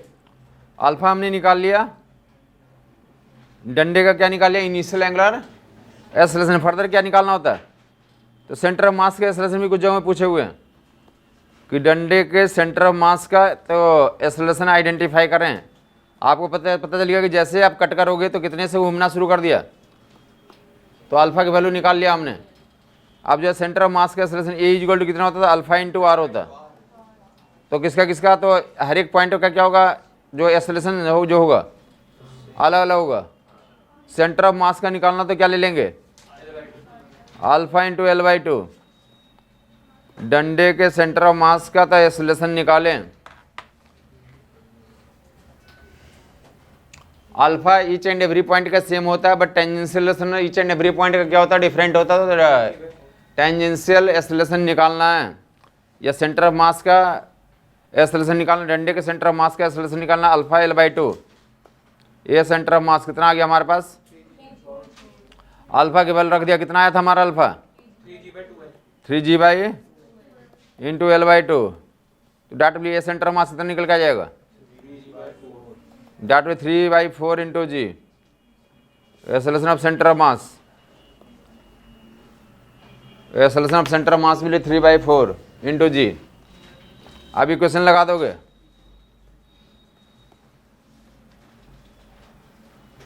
या तो हिंज पे फोर्स निकालना या फिर क्या बोलेंगे कि जैसे भी यहाँ पे इस पॉइंट पे कितना फोर्स एक्ट कर रहा है। अगर यह स्ट्रिंग से अगर लटका हुआ, दोनों स्ट्रिंग होते काट दिया, जैसे काट देंगे तो क्या होगा, जैसे काटेंगे तो क्या करेगा, अल्फा से घूमना शुरू करेगा। जस्ट कटिंग के बाद अल्फा से घूमना करिए, इतने सेंटर ऑफ मास से एक्सेलरेशन से जाना शुरू करेगा। तो पूछा जाता है कि इसमें कितना टेंशन रहा, या हिंज पे कितना फोर्स लगा, कितना टेंशन रहा, कितना टेंशन रहा। तो क्या करेंगे आप, ये जा रहा नीचे कितने एक्सेलरेशन से, एक्सेलरेशन सेंटर ऑफ मास का निकाल लिया आपने, एम जी नीचे की तरफ लग रहा है, और कितने एक्सेलरेशन से नीचे जा रहा है, और टेंशन कहाँ लग रहा है, या नॉर्मल फोर्स। अगर ये क्या होता है, ये क्या होता अगर नाइफ होता तो n1 n2 जीरो हो गया तो इस पर n1 की वैल्यू कितनी होगी। या दूसरा केस, अगर दो आदमी होता, एक आदमी ने छोड़ दिया तो दूसरे पे कितना तो रिएक्शन रहेगा। या दो स्ट्रिंग होता तो एक कट कर दिया तो वहाँ पे टेंशन कितना रहा, वहाँ पे टेंशन। तो ऐसे सारे क्वेश्चंस का आंसर यही सॉल्यूशन रहेगा। ये क्वेश्चन बना लोगे। अब ट्रांसलेशन में आपने देखा था कि हम पूरे काम कहाँ पे कर सकते हैं, just after cutting right side में मास इंटू एक्सेलरेशन लिख दोगे, और एक्सेलरेशन के डायरेक्शन में जो फोर्स है पॉजिटिव और अगेंस्ट में निगेटिव, ट्रांसलेशन का इक्वेशन बना दिया गया। काटने के बाद, हाँ जी, टॉर्क बैलेंस करने के बाद खत्म हो गया था। हाँ, टॉर्क बताया, बैलेंस नहीं किया था, tau net torque equal to I alpha use किया था।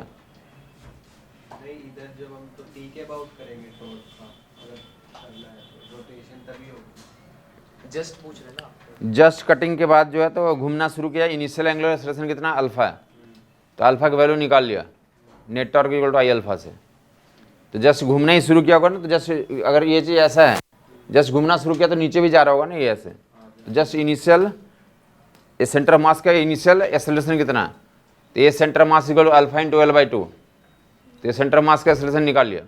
अब कॉरस्पॉन्डिंग वहाँ पे तो उस स्ट्रिंग में कितना टेंशन रह रहा है, उस स्ट्रिंग में कितना टेंशन रह रहा है। तो अब ट्रांसलेशन का इक्वेशन बनाएंगे। नीचे जो है तो फोर्स mg लग रहा है, ऊपर टेंशन T लग रहा है, equal to mass into a centre of mass. Translation वाले इक्वेशन करने के लिए तो मास को सेंटर ऑफ मास पे रख के तो इक्वेशन ट्रांसलेशन का बना लिया। किसकी वैल्यू निकाला जा चुका है, ए की वैल्यू निकाल रखे हैं, तो ए की वैल्यू यहाँ पर रख दोगे तो टी की वैल्यू निकल जाएगा, दैट विल टी की वैल्यू mg/4, या टी की वैल्यू कितना लिख लेंगे आप, W/4।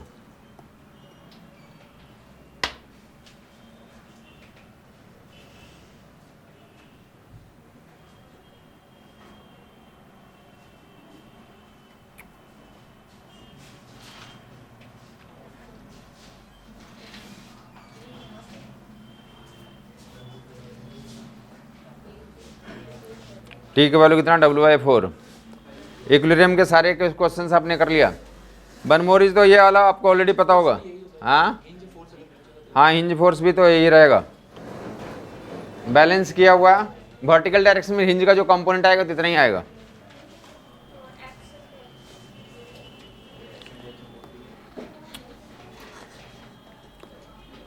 देखेंगे क्या हमारे पास, तो ऐसा ही देखेंगे, सीसॉ वाला केस होता है।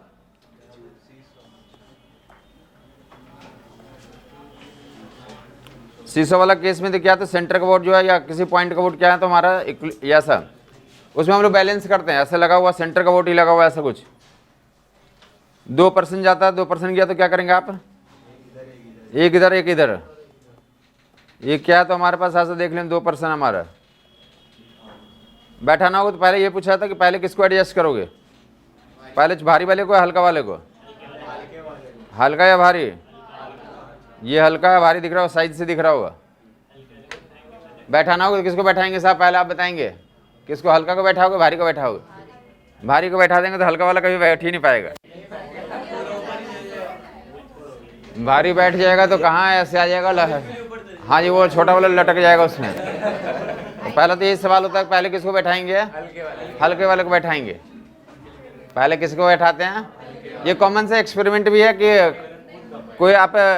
कोई पर्सन अपने बच्चे के साथ ले गया तो पहले खुद बैठ जाता है या बच्चे को बैठाता है? अगर खुद बैठ जाएगा तो बच्चा तो ऐसे तो मतलब देखता ही रह जाएगा वो। तो पहले वो क्या करता है, एक साइड पे बच्चे को क्या करता है, बैठाता है। और वो डेफिनेटली क्या होता है, वो बच्चा जैसे बैठेगा तो क्या हो जाएगा,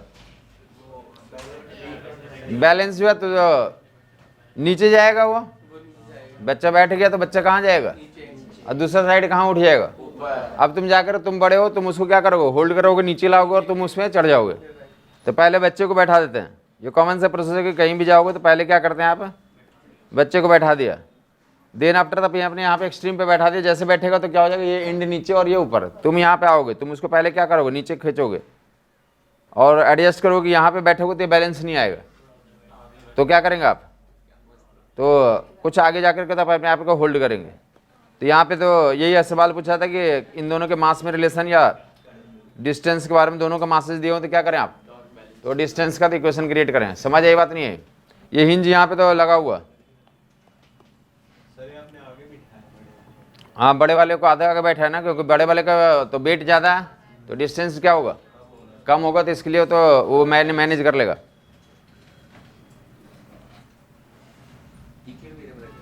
इक्विलिब्रियम का सॉल्व करना होता, शायद 2021 में ऐसा सवाल था या इसी साल ऐसा सवाल था।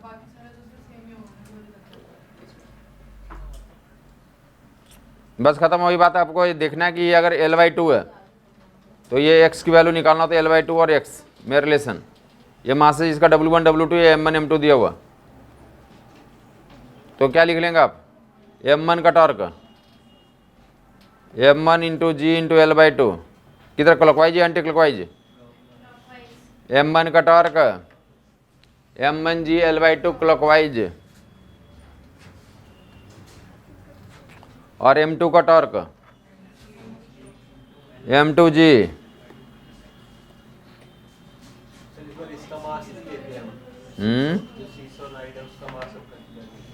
वो तो है ही, इक्विलिब्रियम में तो है ही ऑलरेडी। हिंज फोर्स उसको क्या कर रखा, बैलेंस कर रखा।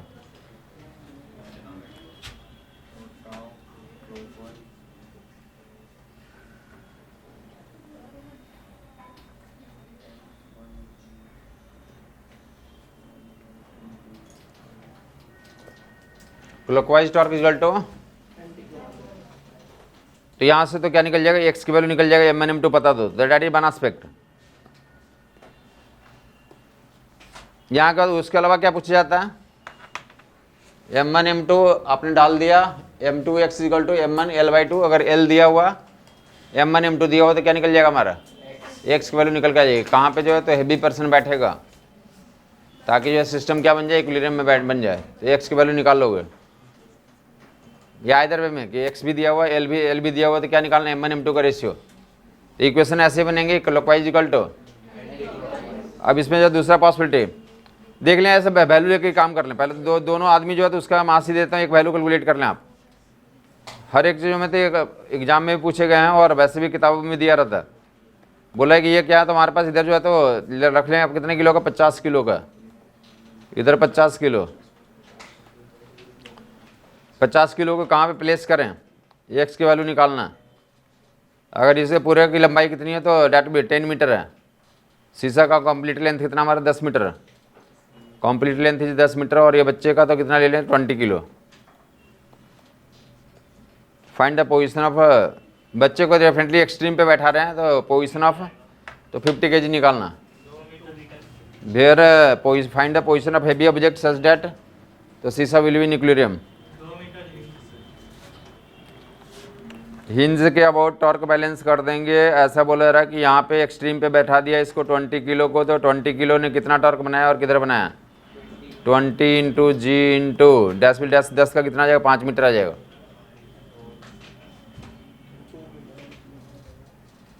दस का कितना आ गया, तो that will be this. And right side में तो कितना, कहाँ पे रखेंगे, मान लिया एक्स पे रख दिया, 50 इंटू जी इंटू कितना, कैंसिल कर लेंगे। तो एक्स की वैल्यू कितनी आ गई हमारी, 2 मीटर पे आ गई। क्लियर हो गया होगा लोगों को, कहाँ गए, किस पोजीशन पे तो हेवी ऑब्जेक्ट रहेगा, तो हिंज से कितने मीटर पे आ गया हमारा, 2 मीटर आ गया। ये वैल्यू कितनी आ गई हिंज से, 2 मीटर उसका पोजीशन आ गया। तो आगे का सवाल होता है इसमें, नेक्स्ट इसका सवाल होता है, उसको एक्सट्रीम पे बिठा के कितना? हाँ जी, तो नेक्स्ट जो है तो एक्सट्रीम पे बैठा दिया, और ये जो 50 किलो वाला है, क्या 50 किलो वाला है, तो उसका भी क्या है, तो उसको भी इच्छा है कि मैं भी इंड पे बैठूं। ये 20 किलो वाला को इंड पे बैठा दिया, और इसका भी इच्छा क्या है हमारा, वो भी बेबिस करता है अपना कि हम भी कहाँ पे इंड पे बैठेंगे।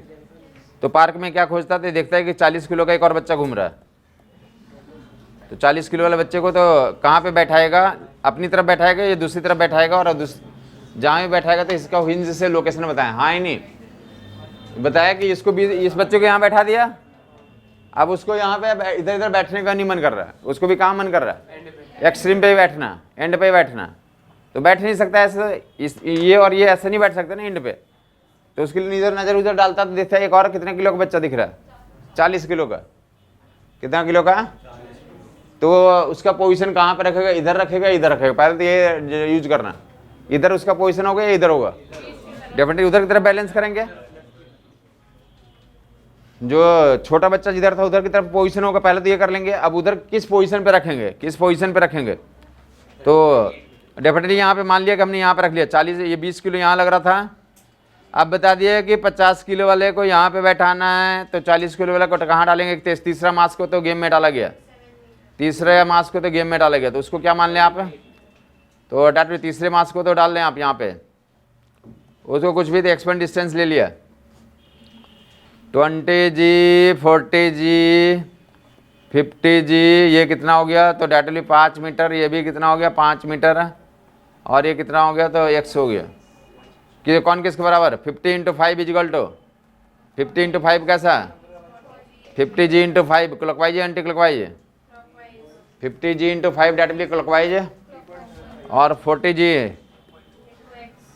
20G × 5 प्लस 40Gx,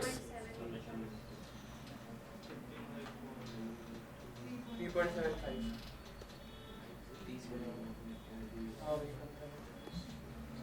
जी हटा देंगे,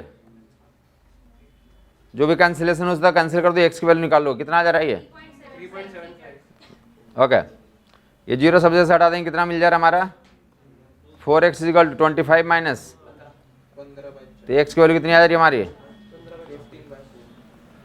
यहाँ पे आप रख दोगे तो बैलेंस में रहेगा। अब मैं बोलना चाहता हूँ कि क्या हुआ, सुन लेंगे ऐसे, मैंने तो एक बच्चे का स्टोरी बना के बताया आपको, वैसे तो डायरेक्ट सवाल में दिया रहता है, या तो क्या दिए रहते हैं, लोकेशन ही दिए रहते हैं, क्लॉकवाइज और एंटी क्लॉकवाइज का गेम रहता है। ये हिंज है हमारा, एक मास यहाँ पे रख दिया, यहाँ पे रख दिया, यहाँ पे रख दिया, यहाँ पे रख दिया, और कोई एक वैल्यू जो अननोन छोड़ देंगे, क्या कर लेंगे आप, एक से और जो भी है दे दिया हुआ, बाकी ये L/2 या वैल्यू जी डायरेक्ट दिया हुआ,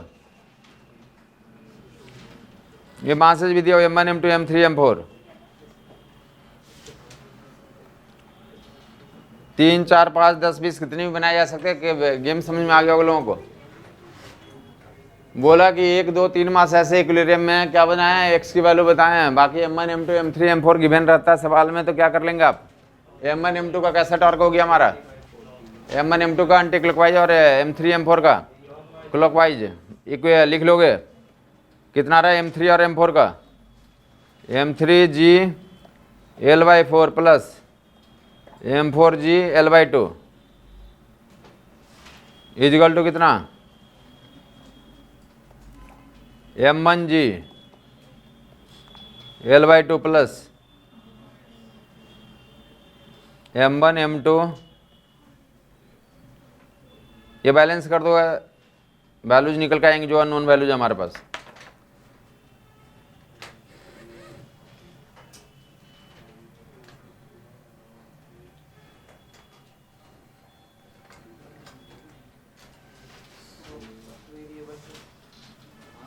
कुछ नहीं, मासेज दिए रहेंगे, बाकी लेंथ एल भी दिया रहता है, तो एक्स की वैल्यू एक निकालना होता है, एक अननोन दिए रहते हैं, बस इतना तुम इक्वेशन बनाओगे, जो निकालना होगा निकल के आ जाएगा। जो एग्जाम्स में तुम्हारा तो 2 ही मास लेकर के पूछा हुआ था, बाकी 3 4 5 10 कितने भी बैठा देंगे, तो करना ये बेसिक काम ये करना होता।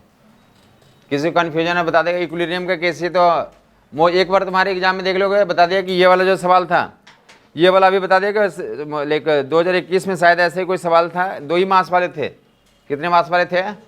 बाकी उसके पहले जो तो सवाल है ये एटलीस्ट 3 से 4 बार ये सवाल पूछा हुआ, ये वाला सवाल 3 से 4 बार पूछा हुआ, आइदर 2 स्ट्रिंग से लटका करके या यहाँ पे एक स्ट्रिंग और ऐसा लटका करके।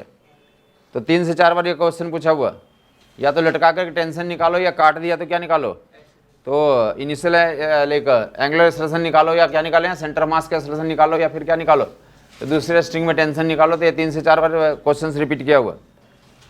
उसके अलावा तो हमने क्या करा, स्लैब का इक्विलिब्रियम जो करवाया नॉर्मल ये रख करके, तो वो क्वेश्चन भी 1 से 2 बार पूछा हुआ कि n1 n2 निकालो।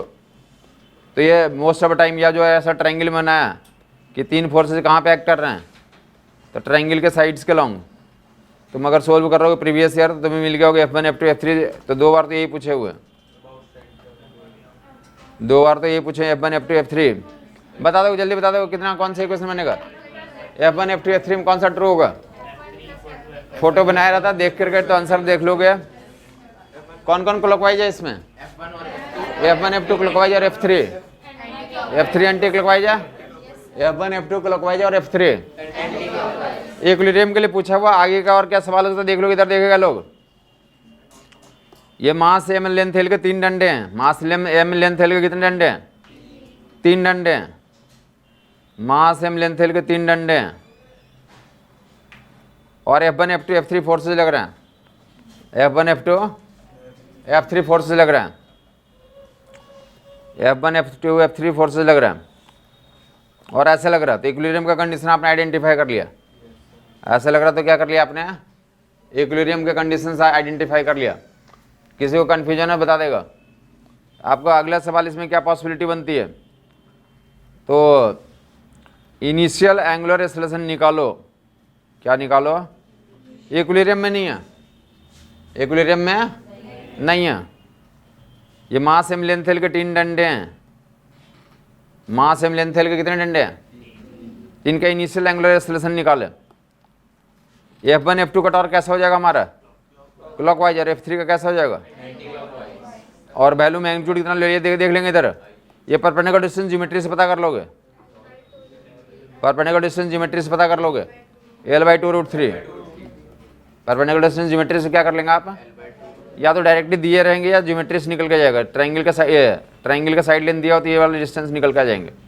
मान लें परपेंडिकुलर डिस्टेंस कितना हमारा, मैं बोल रहा हूं कि इक्विलिब्रियम तक क्वेश्चन आया हुआ, उसके अगले स्टेप में क्या निकालने के लिए जरूरत पड़ सकती है, अल्फा की जरूरत पड़ सकती है। वो अल्फा कैसे निकालेंगे, वो अल्फा निकालने के लिए क्या करेंगे, तो बोलेंगे यहाँ नेट टॉर्क होगा। अल्फा तभी होता जब क्या होगा हमारा, नेट टॉर्क होगा। नेट टॉर्क यहाँ पे कितना, F1 F2 का कैसा टॉर्क है, क्लॉकवाइज, और F3 का कल को दे दिया कि ये क्या है, ध्यान से देख लोगे। ये जो है तो ऐसा F और F ही दिया हुआ, तो बैलेंस होगा या नहीं होगा, नहीं होगा तो नेट टॉर्क बनेगा नहीं बनेगा, बनेगा। तो वही नेट टॉर्क बनेगा तो उसकी इनिशियल एंगुलर एक्सेलरेशन निकालो। क्लॉकवाइज घूमेगा एंटी क्लॉकवाइज घूमेगा, तो क्लॉकवाइज घूमेगा तो initial angular acceleration find out करना हो। तो क्या लिख देंगे हम लोग, सेंटर का अबाउट I अल्फा और F into r plus F into are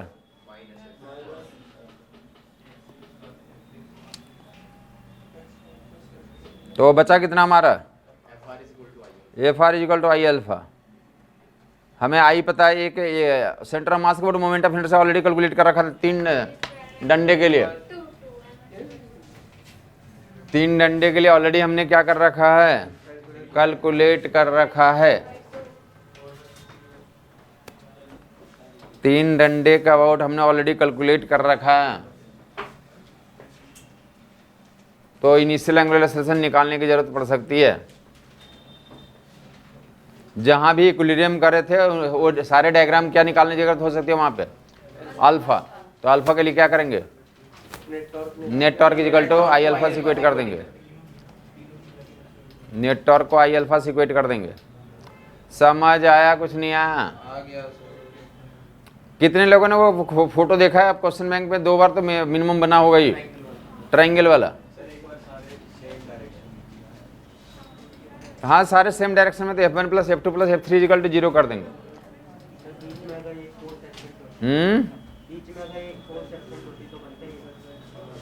बीच में एक फोर्स एब्सेंट हो गई, हाँ तो वो निकल जाएगा यहाँ से। हाँ इक्वेशन तो ऐसे बनेगी, नेटवर्क उसको अननोन मान लेंगे और डब्ल्यू आई अल्फा से इक्वेट करेंगे। तो अगर ट्रायंगुलर फ्रेम है तो ऐसा कर लेंगे, क्या कर लेंगे, ये फोर्स लगा दो, ये वाला लगा दो, वो हटा दो। वो दो ही फोर्स लगा तो दो ही का टॉर्क लेंगे, दो ही बोलना चाहते हो तो बैलेंस हो जाएगी।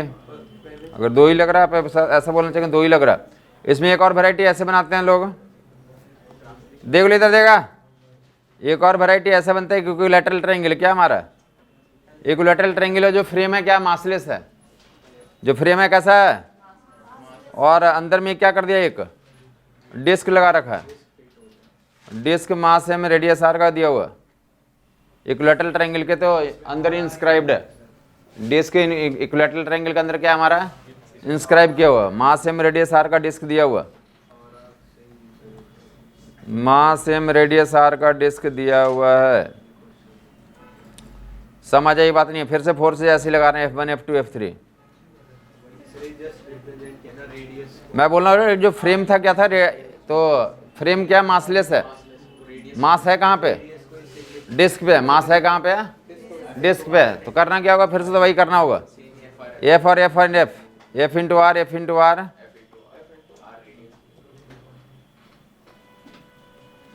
अब जो है तो क्या होगा हमारा, तो आई अल्फा, आई इस पर किसका लेंगे हम लोग, तो डिस्क का लेंगे।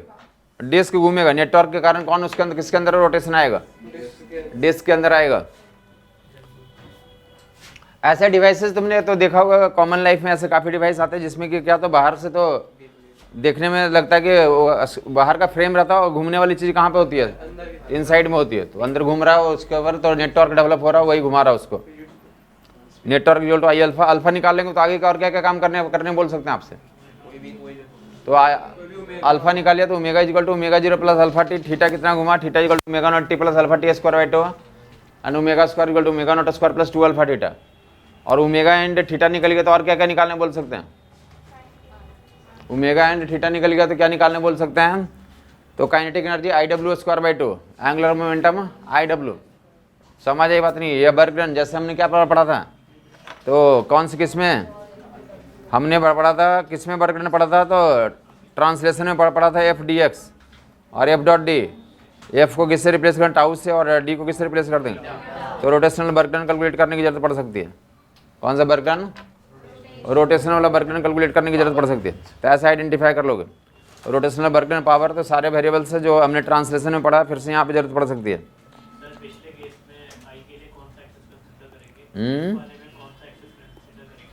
सेंट्रल एक्सिस घूम रहा था ना इसका वोट,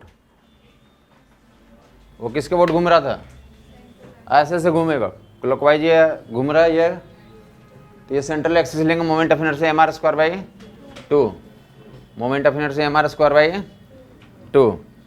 समझ आ गया होगा लोगों को सर का ऊपर। लेकिन ना कभी मशीन में गन्ने जो जूस निकालने वाली मशीन भी देखा होगा, तो उसमें क्या लटका ऊपर, तो स्ट्रिंग रैप किया रहता है और अंदर में घूमने वाली, तो जो भी मशीन होती है तो अंदर घूमने वाली रहती है। समझ आई बात नहीं है, तो ऐसे ही बोला जा रहा। तो कैसा घूम रहा है वो, सेंटर का वोट घूम रहा है, डिस्क वाला ऑब्जेक्ट किसका वोट घूम रहा है, सेंटर ऑफ मास का वोट। तो क्या लिख लेंगे आप, सेंटर ऑफ मास का वोट मोमेंट ऑफ इनर्शिया लोगे।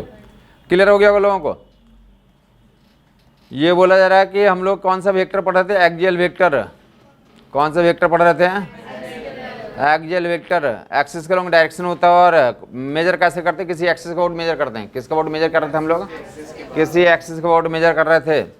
इसमें नेक्स्ट फिजिकल क्वांटिटी मूव करते हैं। हमारे पास डेफिनेटली 4 क्वेश्चंस यहाँ से आते हैं। एक क्वेश्चन रोलिंग का आता है, एक क्वेश्चन कहाँ से, मोमेंट ऑफ इनर्शिया से, एक क्वेश्चन टॉर्क से, और एक दूसरा कौन सा, एंगुलर मोमेंटम। बाकी मिसलेनियस वगैरह तुम जानते हो, काइनेटिक एनर्जी और पोटेंशियल एनर्जी, ये सब क्वेश्चंस तो रहेंगे। बताया क्या क्या बताया, बहुत फंडामेंटल प्रिंसिपल। यहाँ पे क्या था, जैसे वहाँ पे लीनियर मोमेंटम पढ़ा था, क्या पढ़ा था, तो लीनियर मोमेंटम से आपको बताया था कि क्वेश्चन आते ही आते हैं। बताया था ये भी टेस्टिमनी है, लिटमस टेस्ट है, कि अगर तुम्हें रात में कोई एग्जाम में फोन आया कि तुम्हारा क्वेश्चन पेपर में डाउट है, तुम वो मांग सकते हो कि देखने के लिए दे दो। देखने के लिए दिया, उसमें डेफिनेटली खोज के देख लो कि मोमेंटम कंजर्वेशन क्वेश्चन आया नहीं। अगर नहीं है क्वेश्चन तो डेफिनेटली क्या गलत है, वो फर्जी है, तुम्हें बेवकूफ़ बना रहे हैं। अगर है तो मे भी पॉसिबिलिटी कुछ हो सकती है, बट नहीं है तो डेफिनेटली क्या फर्जी है। समझ आई बात नहीं, सेम एग्जैक्टली सेम यहाँ पर लागू होता है। अगर एंगुलर मोमेंटम का क्वेश्चन उसमें नहीं है तो डेफिनेटली फिर से वो क्या है हमारा क्योंकि दुनिया में फिजिक्स में 4 ही प्रिंसिपल मानते हैं। क्या मानते हैं? 4 ही। एक कौन सा? वर्क एनर्जी थ्योरम, एक न्यूटन का डायनेमिक्स प्रिंसिपल, एक लीनियर मोमेंटम कंजर्वेशन और एंगुलर मोमेंटम कंजर्वेशन। खत्म हो गया फिजिक्स, इसी पे काम होता है। तो इनके बिना पेपर बना हुआ तो मतलब क्या है, कोई फर्जी आपसे बातचीत कर रहा है। तो नेक्स्ट टर्म हम लोग क्या फिर से एक्सियल वेक्टर पढ़ने जा रहे हैं। कौन सा टर्म आने वाला है? Angular momentum axial vector. मतलब फिर से कैलकुलेशन ऐसे ऐसे करना पड़ेगा। एंगुलर मोमेंटम की कहानी सुन लेंगे। एक तो 2-3 क्वेश्चन तो वैसे डायरेक्ट ही पूछे हुए हैं। रिसेंटली 2019 में यही पूछा हुआ कि रोटेटिंग प्लेटफॉर्म के लिए कौन सा चीज कंजर्व होती है। तो रोटेटिंग प्लेटफॉर्म हो, रोटेटिंग अर्थ हो, यहीं से जन्म होता। तुमने सुना केपलर ने क्या बोला था? केपलर ने बोला था रोटेटिंग अर्थ का एंगुलर मोमेंटम कंजर्व है। अरे सुना ना, पहला नियम क्या था कि अर्थ जो घूम रही है, और दूसरा नियम में ही तो एंगुलर मोमेंटम कंजर्वेशन प्रूव किया था। और तीसरा नियम में क्या करा था? The square of the time period is proportional to cube of the semi major axis. Square of the time period is proportional to cube of the semi major axis. ये तो पता ही होना चाहिए। यहां से भी क्वेश्चन आते हैं जो मैं बोलना चाहता हूँ ग्रेविटेशन का तो है। तो ग्रेविटेशन में ये पढ़ेंगे केपलर का नियम, और केपलर का नियम का दूसरा नियम जो है, केपलर का नियम का दूसरा नियम, केपलर का नियम का दूसरा नियम में तो क्या बोलते हैं? रोटेटिंग अर्थ का क्या मारा? एंगुलर मोमेंटम कंजर्व है। एंगुलर मोमेंटम क्या है? समझ आ गई बात? रोटेटिंग अर्थ का एंगुलर मोमेंटम कंजर्व है। एंगुलर मोमेंटम कंजर्व है। लीनियर मोमेंटम की गारंटी नहीं है। क्या की गारंटी होती है? रोटेटिंग अर्थ का एंगुलर मोमेंटम की गारंटी है और एनर्जी कंजर्वेशन की गारंटी है। काइनेटिक एनर्जी पोटेंशियल एनर्जी का समेशन कंजर्व होगा। मोमेंटम क्या होता है? सर्कुलर मोशन में सुना था? अरे सर्कुलर मोशन में किसी पार्टिकल को घुमाते तो क्या होता है? मोमेंटम और वेलोसिटी चेंज होती है, कांस्टेंट रहती है? चेंज होती है। मोमेंटम वेलोसिटी क्या होती है? चेंज होती है। तो मोमेंटम वेलोसिटी चेंज होती है, बट क्या कंजर्व रहता है? वहां भी एंगुलर मोमेंटम कंजर्व रहता है, मैग्नीट्यूड में भी और डायरेक्शन में भी। टोटल एनर्जी कंजर्वेशन वहां पे भी लागू होता। सेम काम रोटेटिंग अर्थ के लिए यूज करेंगे। एंगुलर मोमेंटम बोल रहा हूं कि टर्म आने वाला है एक्सियल वेक्टर है। एंगुलर मोमेंटम कैसा वेक्टर है? क्यों एक्सियल वेक्टर है? उसका डायरेक्शन एक्सिस के लंग होता है। अब मेजर किसका वोट करेंगे? तो मेजर भी किसी पॉइंट का वोट करेंगे या किसी एक्सिस का वोट करेंगे? मेजर किसका वोट करते हैं? किसी पॉइंट का वोट। और एंगुलर मोमेंटम प्रिंसिपल इतना इंपॉर्टेंट है कि डायरेक्ट थ्योरेटिकल क्वेश्चन भी पूछे गए हैं। जो आपको बता दें 2019 का एग्जाम्पल, उसमें यही सवाल पूछा हुआ कि रोटेटिंग प्लेटफॉर्म के लिए विच of the following is conserve. ये स्टेटमेंट 4 दिया होता। तो क्या कंजर्वेशन वहां पे लागू है? 4 ऑप्शन में कौन सा कंजर्वेशन टिक करेंगे? एंगुलर मोमेंटम कंजर्वेशन ट्रू करेंगे। और कुछ 2-4 एग्जाम्पल सुन लें। रोटेटिंग अर्थ हो, कल को रोटेटिंग अर्थ भी PYQ को सोल्व करोगे, प्रीवियस ईयर सोल्व करोगे तो उसमें कहीं मिल जाएगा कि रोटेटिंग अर्थ के लिए क्या कंजर्व है? एंगुलर। ऐसा तो सुन लिया। अभी तक 2-4 जगहों पे तो मिला नहीं मिला तुम्हें कि अर्थ कैसा रेफरेंस फ्रेम है? नॉन इंडस्ट्रियल पूछा ना, तो ऐसे ही सीधे ही पूछ रहा था इतना ही कि रोटेटिंग अर्थ के लिए क्या कंजर्व है? तो एंगुलर मोमेंटम कंजर्व है। समझ आई बात? नहीं है। और कुछ रोटेट करने वाला, रोटेट करने वाला और कुछ एग्जाम्पल बताओगे? डिस्क, रोटेटिंग डिस्क के लिए क्या कंजर्व है? एंगुलर मोमेंटम कंजर्व है। और बोलो ना। देखा है? स्विंगिंग गर्ल देखा है किसी ने? देखा नहीं देखा? स्विंगिंग गर्ल कभी लाइक हैंड को तो लाइक कंप्रेस कर लेती है, कभी फोल्ड कर लेती है, कभी स्ट्रेच कर लेती है, कभी पैर को स्ट्रेच कर लेती है, कभी एक पैर को ऊपर उठा लेती है। अरे ऐसा नहीं देखा कोई? क्या वो ऊपर से डाइवर कूदता हो गया ऐसे कर लेता है। हाँ, डाइवर वाले केस भी आते हैं। अरे ये सब नहीं देखा क्या? ये तो काफी लाइक बहुत ही फेमस है। स्विंगिंग गर्ल में क्या कंजर्व होता है? स्विंगिंग गर्ल बोलते हैं angular momentum conserve. Angular momentum. या जो और क्वेश्चन पूछे हुए हैं, रोटेटिंग चेयर, रोटेटिंग चेयर के लिए क्या कंजर्व है?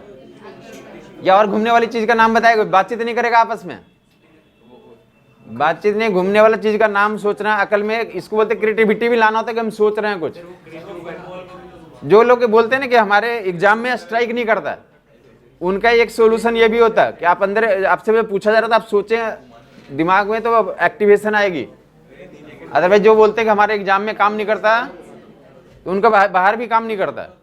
ऐसे नहीं कि एग्जाम में ऐसा नहीं होता, बाहर भी काम नहीं करता। उसको एक्टिवेट करने के लिए कुछ ना कुछ तो आपको क्रिएशन डालना पड़ेगा। यहाँ पे आपसे यहाँ पे पूछा जा रहा है कि कुछ एग्जाम्पल आप जो डेली लाइफ में देखते हैं वो बताएं कि जहाँ पे घूमता है सिर्फ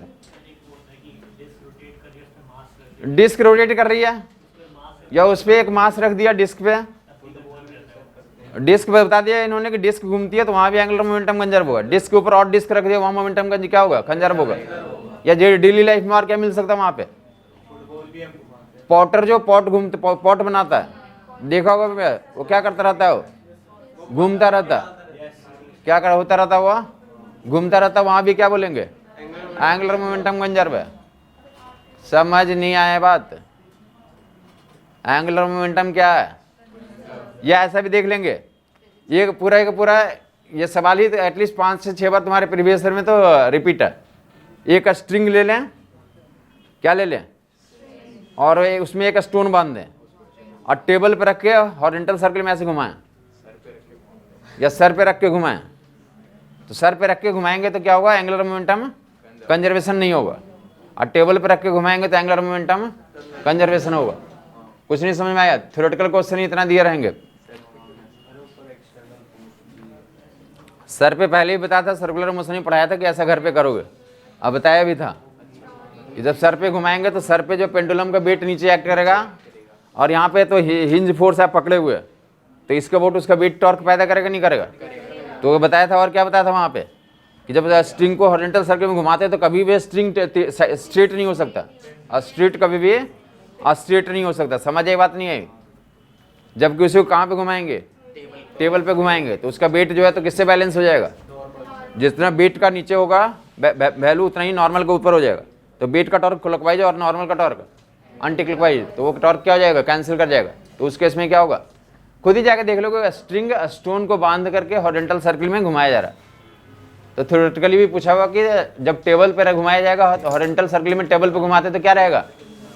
ये जितने भी नाम दिया ना सबको क्वेश्चन में वैसे सीधे ही पूछे रहते हैं कि इसमें कौन सा चीज कंजर्व होती है, तो क्या बताएंगे आप, एंगुलर मोमेंटम कंजर्व है। Rotating earth, rotating platform, rotating chair, swinging girl, समझ आई बात।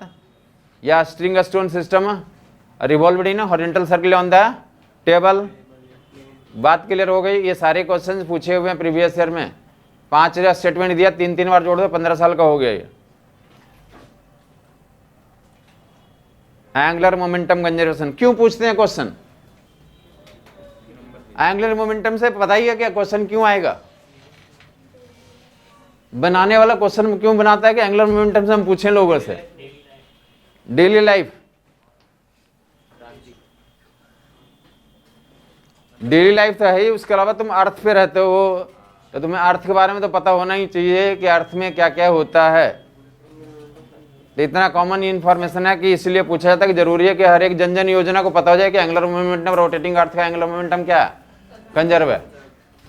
केपलर इसलिए चिल्लाया ना कि दुनिया को पता हो जाए कि अर्थ घूम रही है। ऐसा नहीं कि तुम सोचो कि दुनिया अर्थ ही नहीं घूमती है तो हम क्यों घूमें, अर्थ खुद ही इटसेल्फ घूम रही है तो तुम भी घूमो।